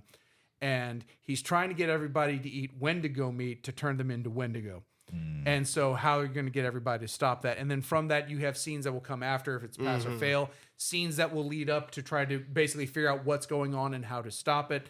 And you can build an RPG session, a session or string of sessions that may turn to a mini campaign, or you can elaborate further and go even further than that and create a larger campaign out of that. Right. So those are 2 things that just from that same CoastCon, like I won't say I was using exactly, but that kind of for me crystallized and codified my way of going about creating things is make it as realistic as possible by knowing what you're presenting. And have in your idea, again, those 3 things: a villain, a setting, and a scene. If you can develop that, the entire kind of the bone structure of that skeleton you're putting together, you can get that done. And then after that, the meat is going to come from the players you're playing with and from the interactions that you have, both building that person's character and then as a group coming together and having these characters live in this world that you've created. I want to build on the first things you were talking about, the guy talking about the Stephen Brust. the food, because I was thinking about, of course, like I've never really done much with world building myself and building a setting.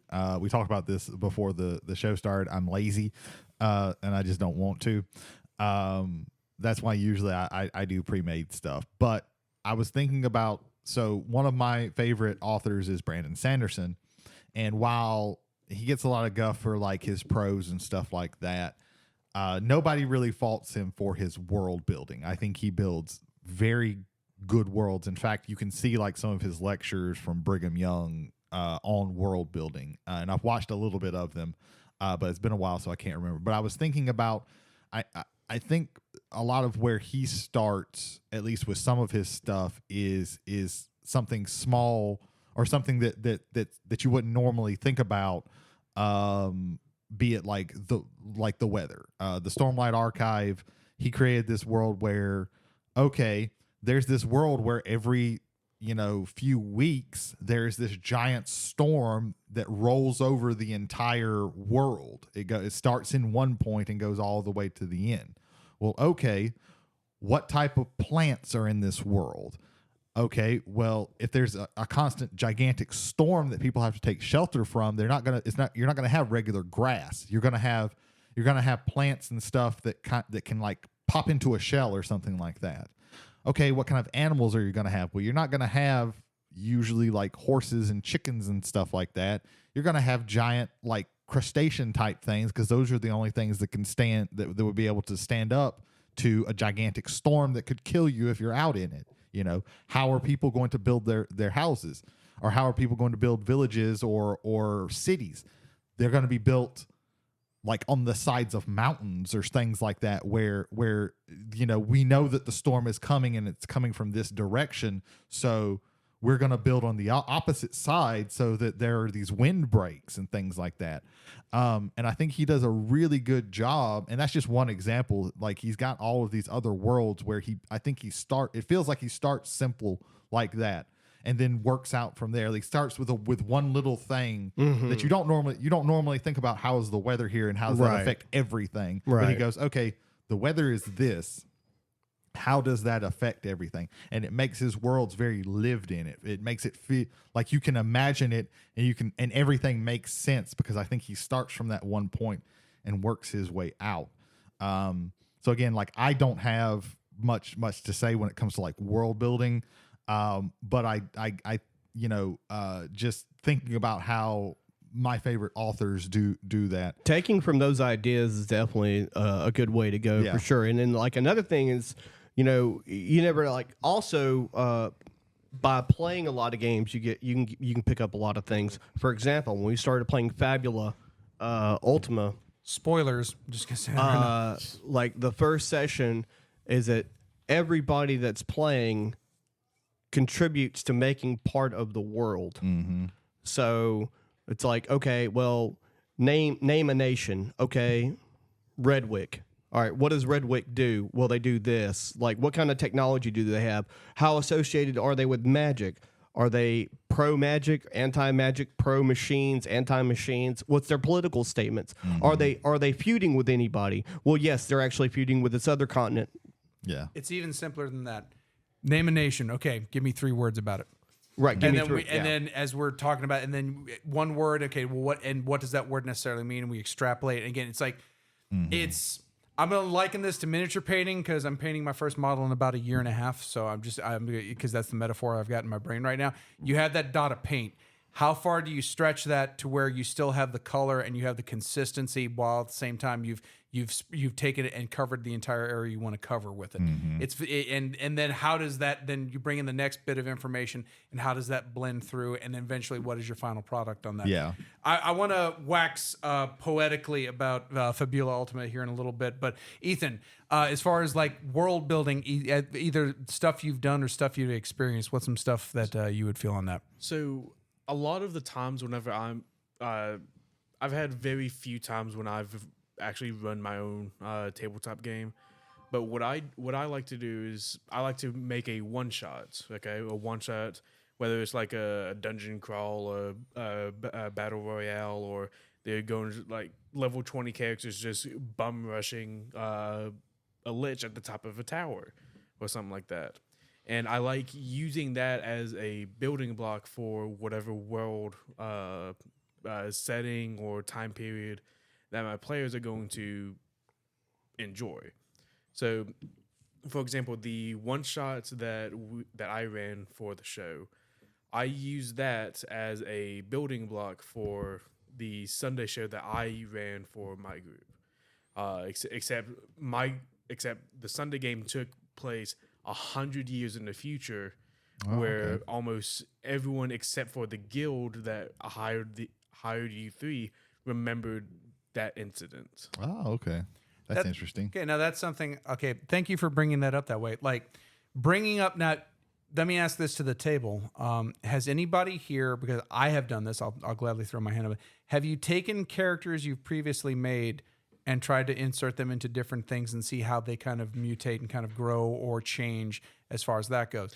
Because my go-to character for forever is a gentleman by the name of Doug Paswell. He started out as a 1,000-year-old Tremere vampire. And then when, in honor of the original World of Darkness ending, quote unquote, and then they brought it back, and the World of Darkness 2.0 going off, I changed him into an actual mage. And whether he was this kind of homebody in the first version, he was actually a world traveler, and so he had like knowledge of stuff from actually experiencing it from other cultures, which I thought was a kind of a cool thing to kind of portray. So that character kind of has existed in a number of situations. I now use him if I ever have to throw him into something. He's a quest giver. Everybody knows this. The initial character's design was not mine, but the character's name is Hector Ramirez. He is one of the first characters you meet in the Aeon, in the original Aeon version of the game that eventually had to be called Trinity because of MTV, but then it got to be changed back into Aeon. Thank you very much, Onyx Path Productions. I appreciate you keeping the hope alive. Anyway, he starts out as just a field agent for the Aeon Trinity. And I just kind of morphed. He's another quest giver guy, and his motto is "Don't fuck with me." And the reason why that is you're going away from the story. Here's the story. If you want to kill him, fine, but I kind of have to end it there because you now have no hook. I've disengaged you from reality. So, like, does anybody have recurring characters? I have two, but I'm gonna let Ethan go. Yeah, because Ethan was wanting to jump on this I one. also have two. Okay. Go ahead. So the first D&D group I've ever played with is Jacob DeYoung. Shout out to him. He introduced a character by the name of Old Man McGee. Okay, Old Man McGee. Bill. Old Man McGee. He was originally part of a one shot where we stormed a volcano in which followers were trying to resurrect Tiamat. Old Man McGee was one of the people, generals, like leading the foot troops to like protect the volcano from the heroes of Waterdeep trying to storm the volcano. And so Old Man McGee, throughout multiple different gameplay sessions, just kind of became like a recurring character. And through his recursions, is like found out that like he has both a gift and a curse of immortality and resurrection. Where every time he dies, 100 years in the future, he is resurrected, but with a different personality in a way. Sort of like Doctor Who. When he gets regenerated, he forgets who he is. Yes. The second character is Siegfried. Siegfried is what you would expect on a first look. Siegfried is a hobo. Like absolute dirty clothes. I want to make the Soul Calibur reference. No, he's Nightmare. Sorry to continue. But through like talking with him, he reveals that he's a far traveler with many wares, and he would reach into a pocket and pull out many wondrous things, like extra dimensional pockets where like he pulls out different size swords. His shirt was a bag of holding, is what you're saying. And things like that. And then, like Old Man McGee, he would pop up in multiple different games, and through interactions with him, he is a being of mana, to where he helps adventurers that are looking to seek justice and do goodery. That's pretty cool. So yeah, mine was a PC known as Caius or Caius the Lightning Sorcerer. His name was just Caius, but the group named him the Lightning Sorcerer. He learned all of his attributes with the elements by being struck by lightning several times. That'd do it. And adapted. It worked for Barry Allen. Adapted to those things, but it fried his brain a little bit. He's a little eccentric. A little nutty. He's a little nutty, and Well, that's from the Strokes. that's from the Strokes. And then eventually, I inserted him as an NPC into the long running campaign, like several different settings, but the same campaign. Most players like him. He's not. He will cause some issues if he's aiding you, because sometimes I do have NPCs aiding the players if they so choose, or if it just happens all of a sudden and they go, "Hey, this dragon's attacking the town. Can you help us?" Like, sure. Oh no. And then another one I have is one of my favorite characters of all time is Darius Flagg. Darius Flagg was just a knight, as a PC. He had a tremendous backstory. Had to leave his family because the village got overrun by orcs or something, and then came back and his wife was dead, and like he had to take his son, but he had to take his son to an orphanage because he had to like go make money, and there's all kinds of like sad emotional shit with that. And I implanted him in the main church city of Barash as the head of the guard. And eventually the players came to really like him as a NPC because he was stern and he followed the law, but he was slightly flexible depending on what the situation was, depending on, because he was a military guy. He was all about the strategy and the tactics, and no bones about it. And his son was actually also in the army. And they have like a love-hate relationship thing, different layers of that as well. So those are my two. I haven't really, because one, I've never created like NPCs or anything like that, because I've never really created like a story. So with characters, I usually play a different character every single time that I start something, whether it be D&D is mostly the thing that I played multiple times. And it's mostly because there are characters that I would like to revisit at at a later time. But mostly it's just like, well, I feel like playing something different. Right. I want to play, I wanted to play an Echo Fighter, so Echo Warrior. I don't remember what it's fucking called, sure. but the Echo whatever. I want to play this, so let me come up with something for that. And it's like, well, I want to play a Warlock this time, so let me do this. So that's usually how I do, is just what do I feel like playing, and then coming up with after that. So I haven't done that yet. I probably will in the future bring back some characters. That I don't ever play the same character twice, but I use them for NPCs later. Well, and that's the thing. Like I've never. But I do have friends who like I'm gonna play kind of the same character every single time. So I don't necessarily mind that if that's what the player is comfortable doing. Yeah, I'm not saying that's a bad thing. I'm just saying like that's usually what. I have had people that I played with do that. Bob is Bill's brother. They're both exactly the same fighter. Yeah, but I enjoyed the callbacks to it.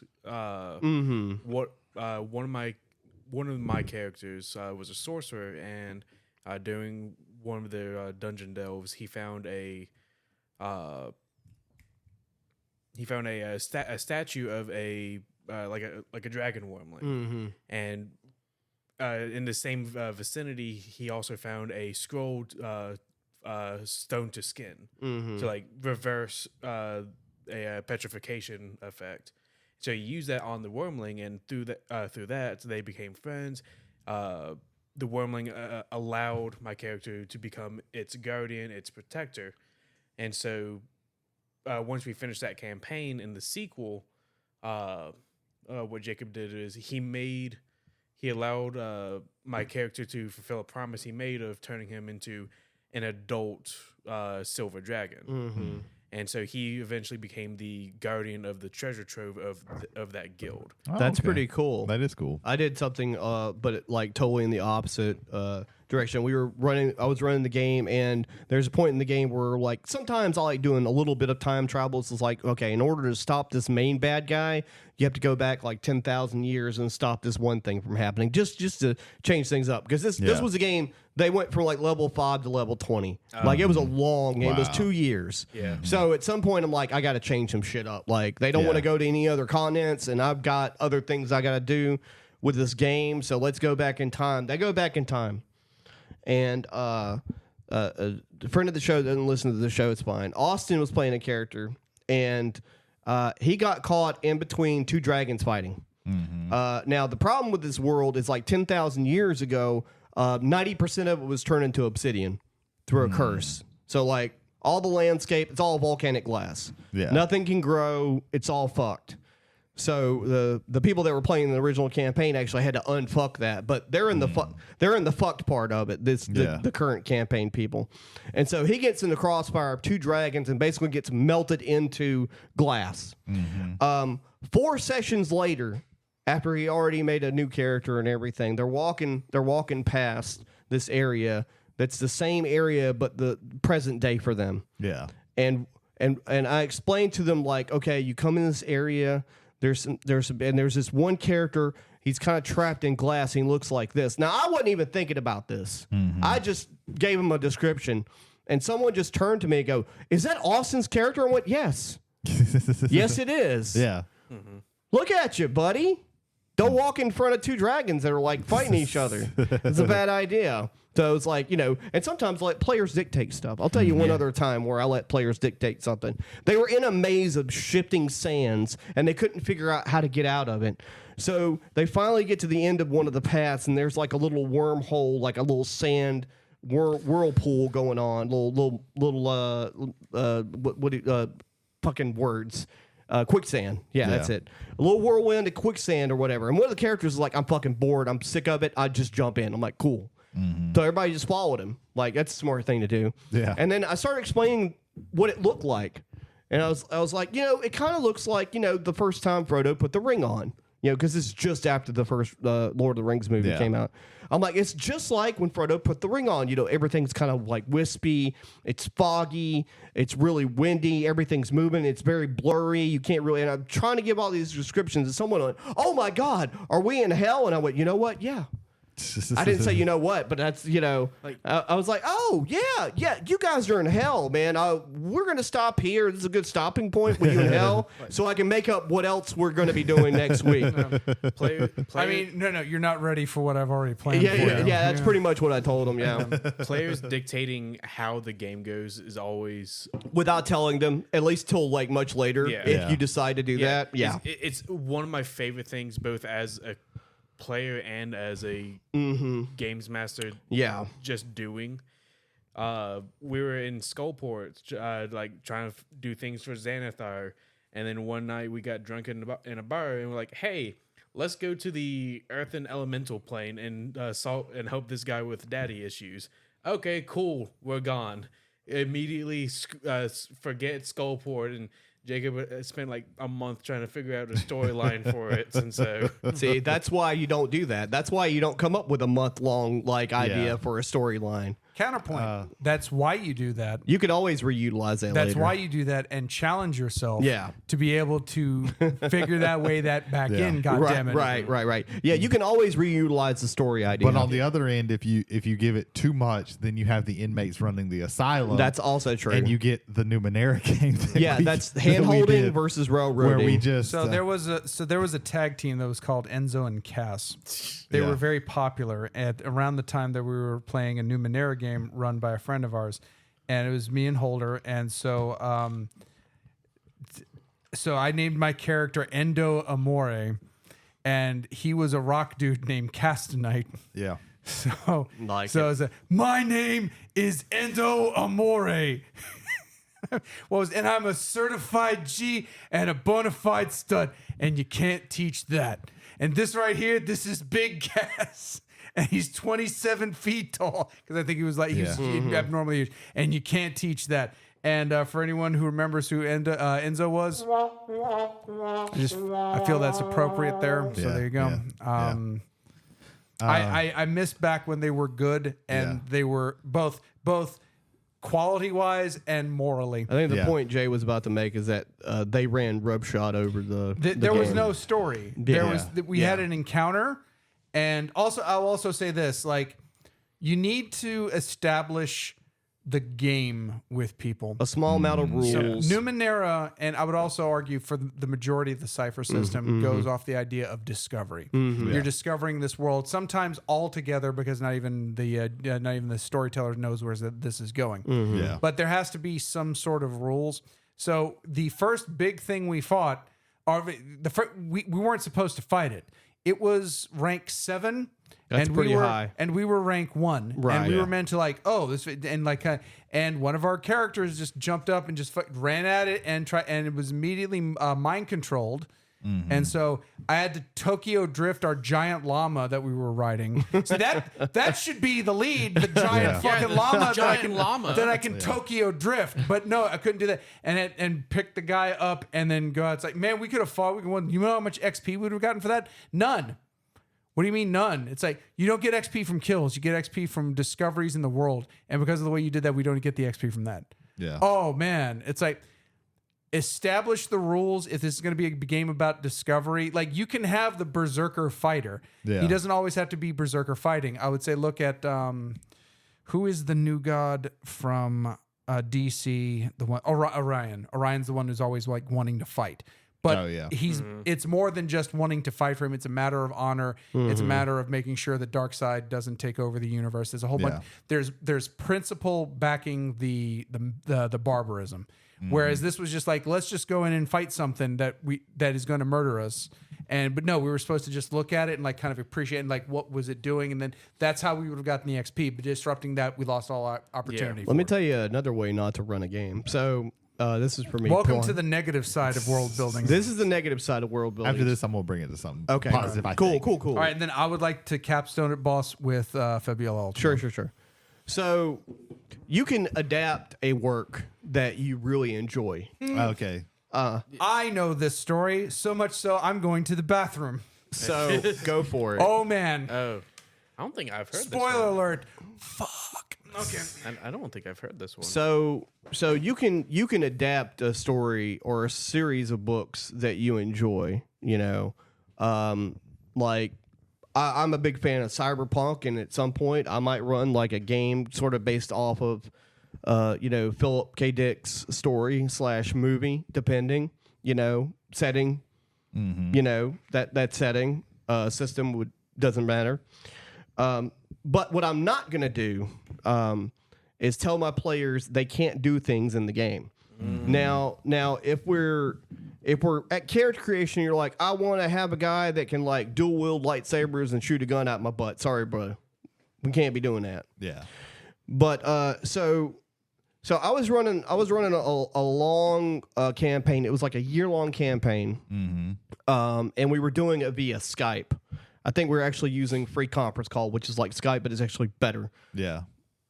And so we were using that because this was during COVID, and we were running games. This is before I started doing the podcast with y'all, and this is before time of me doing the podcast. Beforehand. That we don't speak about. That was also done on Wednesdays. So we were running this game on Wednesdays, and I ran this year-long campaign. It was really fun. Everybody had a good time. We had like one snag near the end where I basically had to handhold them to be like, this person right here has the key. Obviously, it's the last person you haven't talked to in this area. So, and that campaign ended, and the characters, but everybody rode off into the sunset, basically. So that to be picked up later if we wanted to. Yeah. And so I was in the mood. I at the time hadn't got to play anything for a while, and typically hadn't had any bad experiences playing for a long time because I usually am very picky and choosy about people that I play games with. Yeah. When it comes to shit, because of this.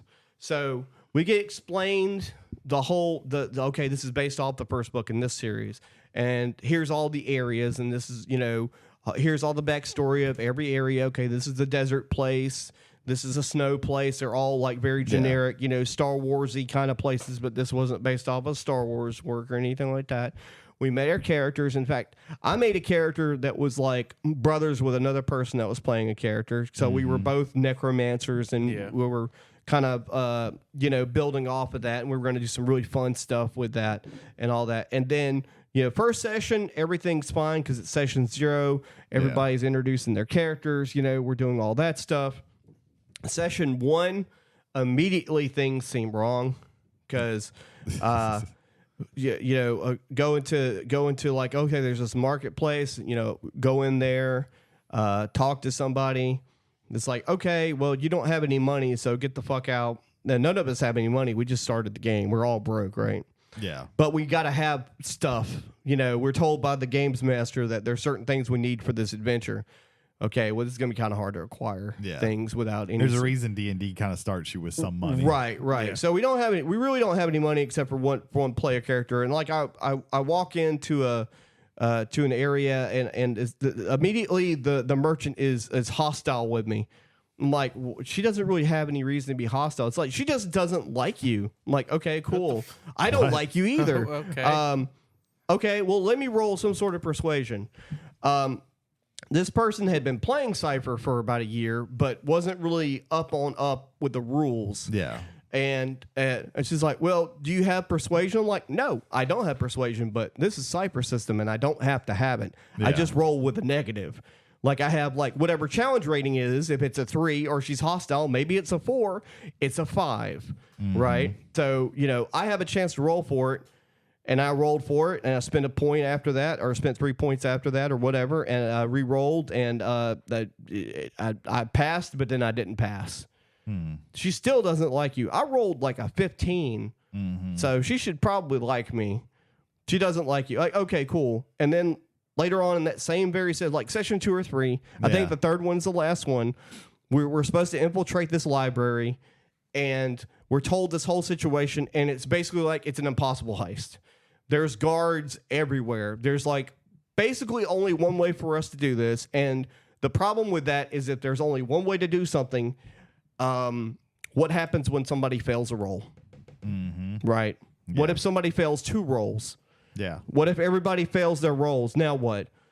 And everybody's just standing around. The character's just standing around outside. Like, so the guards don't care that we're just standing around outside this guarded facility. Like, everything's fine, right? Oh yeah, everything's fine. You still got to be in there though. It's getting close to midnight in the game, and you have to get in there and meet this one guy and acquire this book. But we can't get in there. Yeah. We already failed the roll to actually persuade the guard to get in there, and we can't go over the top of it because it's guarded on the other side because you put too many fucking guards in it. Yeah. And so you gave us one way to do this. You gave us one way to, because whoever was running the game read these books and said like, oh, this is the plot line, and this is the way I want everybody to play. You don't get to choose how people are playing. Yeah. You don't get that choice. Yeah. That is not up to you. I think this kind of leads into my thing pretty well, because I think that there's a tip, and this is, of course, with caveats, one being what we just talked about. Don't be afraid to steal shit. Oh yeah, from different oh places. yeah, borrow all you want. Yes, just steal as if your life depended on it, but don't be too serious about it. Yeah, like be loose. Don't be like I was that about guy. to say be flexible. Don't be like that guy who was like, I want us to act out the plot of this book. Just read the book. Okay, yeah, because Literally invite everybody over, dress up in cosplay, and then just perform the book. Yeah. Because this in RPGs, most every RPG has like some amount of randomness attached to it, and you will fail. Be it rolls, card pools, whatever is the randomizing element, you will fail that sometime. Right. You can't they put that in there because if you just did everything, it would be boring as shit. Right. People like being challenged. So it has to be in there somewhere. And so that means you're going to fail sometimes because failing is what makes a story interesting. And characters. That's why every story needs conflict. Right. Be it minor or major. But like I have straight lifted characters from like, oh, I really like this character in this book. I'm basically going to be this guy. And there's been a couple of times where I've learned, okay, nobody knows about this character. I'm going to even call myself the same fucking name. Hell yeah. Now I think if you come in and be like, okay, I want to be this Jedi named Luke Skywalker, and he's the best at everything, and he never fails at anything. Like And even when that's revisionist because Yeah. Luke Skywalker was not the best at everything. But oftentimes people will come in Right. with a character. They want to play this character, and to them, this character is the best at everything, and they're the main character. And you have to realize, okay, well, you're playing an RPG with other people. They want to Mary Sue so themselves. you can't be. Yeah, they want to be the literal definition, which is of a Mary Sue, which is a self-insert character that never fails.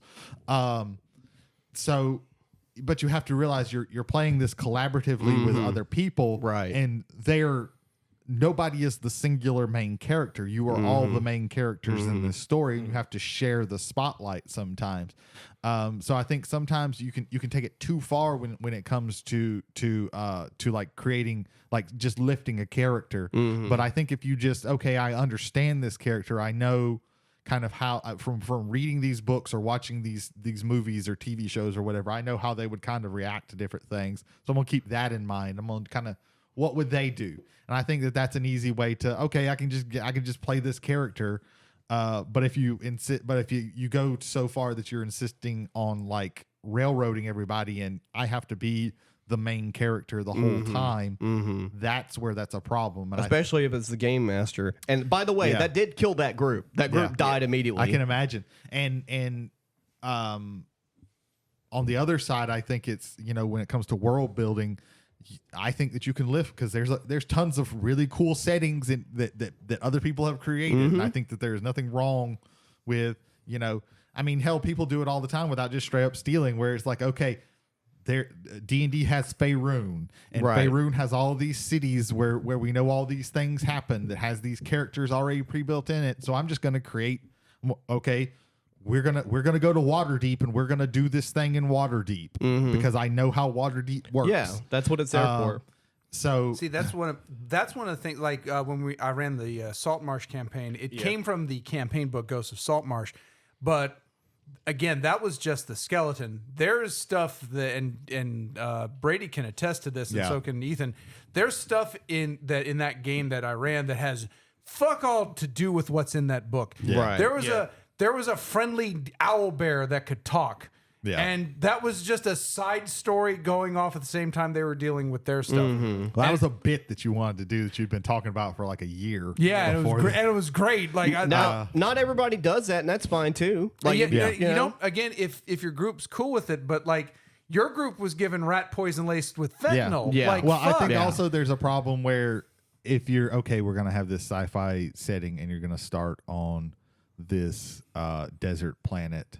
Called Tatooine. And there's these droids, but they're not droids; they're robos. and they found, totally different. And they found, and they have this message that, and you're like, dude, we're just doing Star Wars, like, right? I think if you do it that way, like that's a problem because that is a problem. Especially if it's like a really popular thing. Like if you go like to some super random thing, and you're like, I just want to do the plot of this.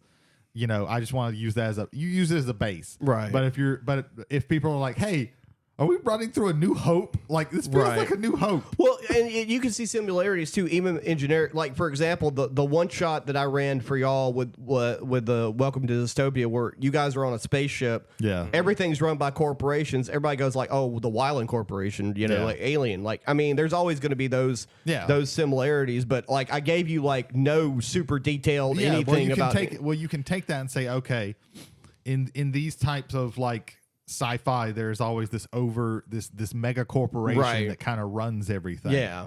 Let me work off of that. Yeah. I think that those are good. Those are really good places to if you can't think of anything. Yeah. Oftentimes, again, there have been characters where like, oh man, I don't know what I want. Well, I'll just take this right here and I will just put this in my pocket. And Alien was so basic. The name of the company was The Company. Yeah. Right. Yeah. Yeah.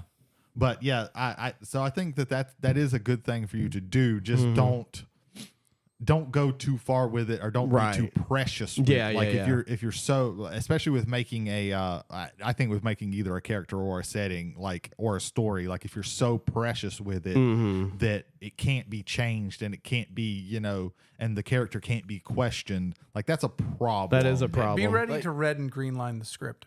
Oh yeah, for You should be sure. ready for it. But I Like, think if you're adaptable, it can produce some of the best because I think things. not everybody is the most creative person when it comes with just creating worlds. If we were Right. all that creative, we would all be writing books all the fucking time. But there's like tons and tons of like inspiration that you could. Well, I really like this character. Well, let me think of how this character would act in this situation in this world. And if they're basically running in a D&D type world, well, that's really easy. I can just, well, how would they do this? How would they do that? What kind of powers would they have? What class would they be? So I think that's a good way to start. But like I said, just don't be too precious and want to protect it too much, because then that can cause problems with everybody. What I was gonna say before I pass it over to Jay was like, don't take everything seriously. Like, at the end of the day, it is a game that everyone gathers around for relief of stress. It's a hobby of theirs, something that they genuinely enjoy. You don't want something that's not going your way, game master side or player side, to ruin the experience. Yeah. You are as a games master, as a player too, but more importantly, as a games master, it is your job to try and guide your players through a world that you have partially created in a collective narrative experience, so everybody can be invested and enjoy themselves and have a fun time and not play into your fantasies, unless your fantasies are having your friends enjoy the session that you're doing or the long running campaign that you're doing, and for everybody just to have some sort of like contributing factor to the narrative and everybody enjoy themselves. Like, that's my outlook on it. Like, if your players don't want to go to Baldur's Gate, but they want to go to Neverwinter because they heard about We're going to Neverwinter, baby. Yeah, exactly. Let's go. Don't get upset. Oh, look, there's a similar shop in Neverwinter like there was going to be in Baldur's Gate. Oh, Yeah, that look. potion that you need is so happenly to be in this one shop. Adapt to where the players can get the experience that they want while also progressing the story. While also trying to keep the guise of it that they found it themselves. Yeah. Yeah. You don't want to. That's one of the things that I'm not as great at is when I get when we get sidetracked. If they use up all of my extra things, like I'm like, oh shit. But that's why I have something called the plot wheel.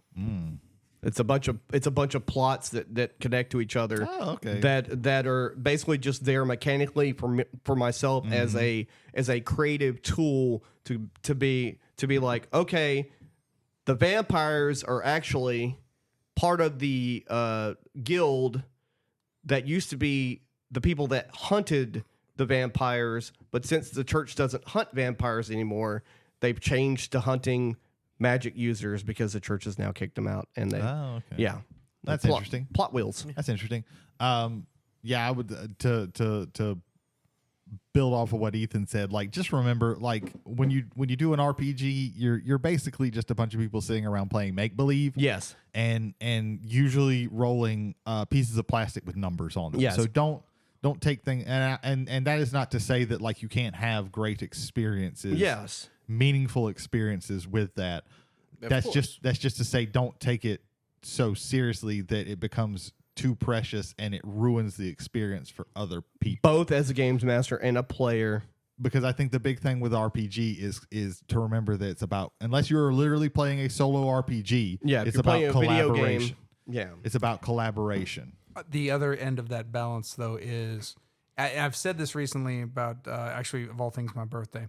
When people choose to come together, they could have chosen many different other avenues. Like, for instance, tonight, we didn't necessarily have to record tonight. We usually record on Wednesdays, but we didn't have to. We could have done something completely different. We chose to do this because in some place in our brain, this meant something. So I 100% don't take this so seriously that you're willing to draw blood for it or anything metaphorically akin to it. At the same time, people choose to sit down at the table with you, listen to their input, and take it seriously and adapt your story to best suit what they're presenting forward to you as well. it's a matter of balancing the silliness and the seriousness of this thing. It's one of the reasons why I feel I always have to add the comedic characters into my games to remind us that this is a game. Right. But at the same time, you try to hit those moments of pathos where you have like a story that was germinated by the game's master, and then the characters invoke like through their characters and through their ideas as players, and even as them as people, as the players as people, as separate from their characters. You want to award that buying into that, to where that you're rewarding them not for just like slaying the dragon, but giving up their time to help create something with you that should stay with you for a while. Again, you can give me all the dots on a page, all the numbers you want to give to. At the end of the day, like my buddy Flannel says about all of this, it's the stories that matter. And war stories are never about I can soak 5 aggravated damage every turn, and I can do 7 damage with my claws of I can't remember the name of it, and that's actually how it was described to me. But you don't even remember the spirit that gave you your character the power. If it's all about numbers, don't bother with it. Respect the numbers so that you have a kind of a lock to it. But at the end of the day, it's a balance between being again the silly and serious that I think has to be maintained at all time by the person directing it. You wanted to talk about Fabula for a second? I will go about it very quickly because we've touched on it. But I think of the modern RPGs. When I think of modern RPGs, and I'll go back 10 years, I think Blades did a very good job with it. But Blades I think in the Dark. Blades in the Dark, and its progeny in the Forged in the Dark series, I think, has done a very good job with it. But for my money, Fabula was a revelation, I guess is the best way I could say about that. The fact that at ground zero, the players are entrusted with helping build the setting, helping build the story. That to me is the easiest buy-in for any person. The fact of the matter is that you've helped create a place, and now you're going to explore that place and find out things about it that you thought you knew and you didn't know, or things that you thought you knew and insist on their being in there. And because the system respects that and has codified rules in order to be able to do that, I think that's absolutely fantastic. Fabula Ultima right now is like if I will say this, if they're still working on 6th edition right now, I would ask them, look at what they've done with Fabula, look what they've done with their campaign setting creation. Right. Look at that and think about either, like, if you have to license it, you got the money, do it, Hasbro. Look at that, do it, add that into there to give your players, again, another avenue to buy into the stories that we want to tell together. So that's just as far as world building goes. I believe Fabula, new generative world building, like something that has in our game, our world's called Edessa. It was one of the names that was in the book. Edessa for us did not exist until we put it all together, and when it came all together, I think that it's been a fantastic ride exploring this place. Fabula Ultima. That creation system empowers so much for players, for storytellers, for everybody playing that game.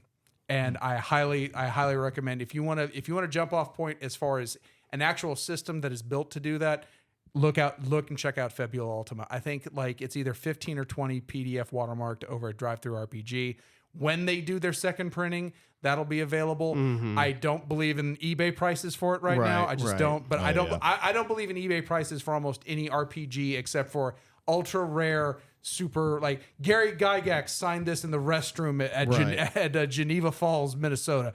That one, okay, you can charge $200 for that. I waited for the second printing for Ryutama. You could wait for the second printing. Ryutama would be good because Ryutama, there's a lot of basis for Fabula Ultimas in for there. sure. And like the thing about Fabula is even if you like get the book or read the book and you don't want to run the game as it is, the way that you build the world with everybody at the table can be applied to any homebrew. 100%. Any homebrew. Yeah. I think that about wraps it up. Yeah, I got nothing left. Any final thoughts? Ethan might be dozing off again. Any final thoughts? None that we have not already discussed. I was hoping you would say, I like turtles. Because you kind of had the voice and the kind of doziness right there. We'll say when we first I believe the played sleep deprivation is coming to me now. Aeon Trinity, I did find the special edition that y'all had, the black one, for a decent price on eBay. It might not be anymore because that was, Jesus Christ, I don't know how long ago. Don't add it up because I don't particularly want to know. Aeon, the original Aeon special limited editions. Well, I'm talking about that was. I got news for you. We're approaching 10. Yeah, I know. Deep down, I knew that. I didn't want to. Yeah, no. We have to realize reality. And no. I want to live in a fantasy. It's the only way we will defeat it. But no, that one. Yeah, if you can find that for $100, buy it because Aeon's the greatest RPG of all time. I got it for a really good price, but it's probably not that anymore. Last Coast Con, I got it for $20. Oh wow! Nice. Yes, a dude had it, and I was like, oh. Can I buy this? Cool. I think I got it for like 30 or 35. Nice. Or maybe Still pretty good. Less than 50. I know for a fact it was less. Yeah, it than, was like it might have been 45. I can't remember, but it was less than 50. I can't remember the name of the store, but it was at CoastCon, and it was just like a bunch of old books in there. Yeah. I was like, I know that red binding. Yeah. I was like, how much? Purchase? Thank you. Mm-hmm. Kevin Shelton and Matthew Lillard host a show called Silence Your Cell Phones. I'll be right back. Anyway, Jared Hubbard that's from wishes. Scooby-Doo. Jared Hubbard and Kevin Shelton host a show called Silence Your Cell Phones. They talk about movies, TV, streaming. They're on all the platforms. They're also going to be on HBO Max at some point in the near future. That's a lie. They do YouTube sometimes. Check them out. They're on all the platforms. Sleepy Time. Tell me about a podcast. Whiskey and Wrestling, soon to just be Whiskey. I was hoping you were going to do silence your cell phones again. No. I'm sleep deprived, but I'm not. Need to get back on doing everything. Need to get back on. I believe you. Get back on Palworld and wake back up. I jump on that, I'll immediately get my energy back. But no, Whiskey You'll have and a dopamine rush that will take you forever. Whiskey and Wrestling, a podcast hosted by Jason Holder and Michael Hill. We're supposed to forget about Shelton's name, Yeah. not Holders. You're doing the wrong bit. No, Jason. I saw the last names, Jason. and I'm like, hang on, You're changing the Jason bits. Holder. We can't have Jason, that. Jason. I know where he lives. Do with that, yeah. Jason Holder and Michael Hill, they drink a whiskey of the week, and after they enjoy that drink, they talk about wrestling of the week. Sometimes they don't enjoy the drink either. When they go 0 for 2 on a podcast, holy shit. Yeah, everyone's in trouble when They that happens. they go nuclear. Just like ACLs. They talk about AEW, WWE, possibly TNA in the future. Maybe, who knows? They're running out of options, buddy. If you want them to talk about TNA, check them out. Whiskey and Wrestling. Yeah, apparently New Japan is also dying right now. Yeah, so- because they keep losing talent. Well, no, it's not even that. So, hi, welcome to a quick Whiskey and Wrestling West Coast. All of their contracts are due at the same time. Oh wow, that's Dear great Lord. business. Yeah. That's great business. Yeah. They need to stop doing that. I think That's some Elon Musk level business. I think they got Tanahashi to be the head of creative, So they would stop doing that. No, so that he would stay, so they could guarantee he I was can staying. imagine. Well, I think also to get maybe he'll say, "Hey guys, maybe not the same month, Yeah. every year for the past 30 years." Yes. Zaibatsu bad. loyalty is not very high up in Japanese. Not when the pay is like 1/4 what it is in like the lowest promotion in America. Yeah. And also, you get to work the American style, which compared to Japanese American style, 1, 2, 3. Japanese style, for 40 minutes. Yeah. No one's neck has disintegrated during a match. Disintegrated. Yeah. He's not using that word metaphorically. No. I know he means literally. Yeah. On the plus side, William Regal is back at NXT. Well, yeah, we knew that. He was there to give the Rock's daughter Yes, the GM. the GM position, yeah. Is he really back? Yes. He was on TV on NXT, so yes. No, Will he be no, there 'cause- the next time? No, I'll know where in November. I know exactly where he'll be. He's going to be in front of a microphone at a WWE event going, "Whoa, guys!" And it's going to be great. He may be, maybe not. I don't know. Adam, what's his name, did a pretty good job with the last one. Adam Pearce did a phenomenal job. A solid B plus performance. William Regal Do you think B+ is phenomenal? is S triple. Is S triple. Triple S. You grade on quite a curve. Speaking Yes. of nepotism, another podcast, please. Take one. Bearded Drums, Stephen Nelson II, and Jarrett Taylor, aka JT, one of our friends. It's a podcast about drumming from gear to gigs. It's about drums all the day, all the time. Check them out on all major podcasting avenues and something I forgot last time. Also on YouTube. Oh, okay. Brady. Some live. Fearology. Speaking of true nepotism, True nepotism. is a podcast that is hosted by one Jody Kite, and it sounds like he might be gearing up for something about schools, horror. There's in there's schools. there's two different things I'm watching. Because I figured when the two movies you talk were both Yeah. horrors that take Yeah. place in a school, I was Right. like, oh, okay, I know exactly what's going on here. Right. I have more than one brain cell. I can put 2 and 4 together. A friend of mine with dyslexia calls your podcast Fear Loogie. So it's actually like two different subgenres of horror movie. You have the high school, and then you have the high school student who's directly involved with Satan. Oh, So you okay. have Evil Speak, and then you have 976 Evil, and there's Damn. probably one more. The Damn. Faculty is the best high school horror movie of all time. It's really good, Faculty actually. is a pretty good It's one. better than what I We didn't. don't need no education. I had a horror bias in 1999. Those are also words he's singing. That's not the rhythm. I had a horror bias in 1999 because I hated all horror movies that came out during that time period because I just like wasn't in it.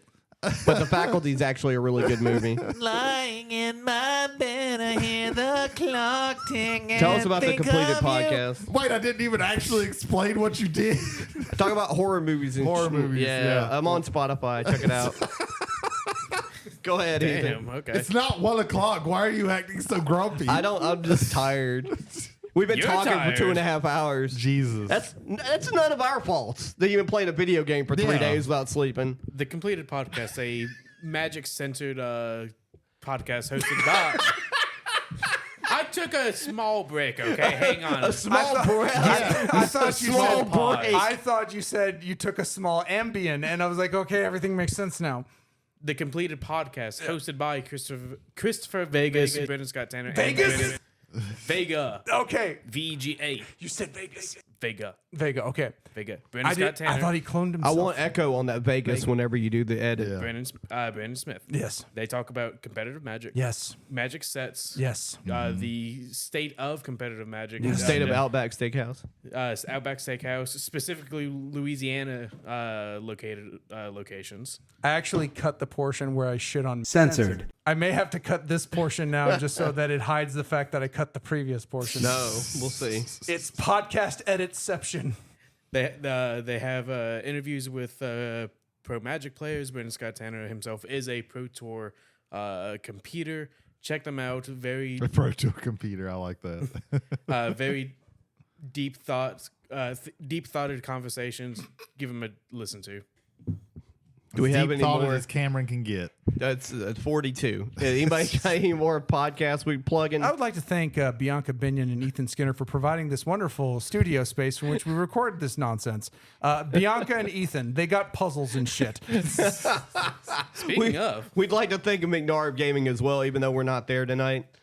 Thanks, Cameron. Yeah, just in case we want to record there in the future. Yeah. We got to keep plugging him. It's kind of the rules. That sounded sexual. We got to keep plugging him. No, it's not. Censored. Next time.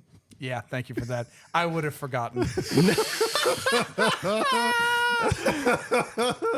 Well, there's a lot of lore we would have to go in for that Yeah. one. my God. And we're still going to get arrested.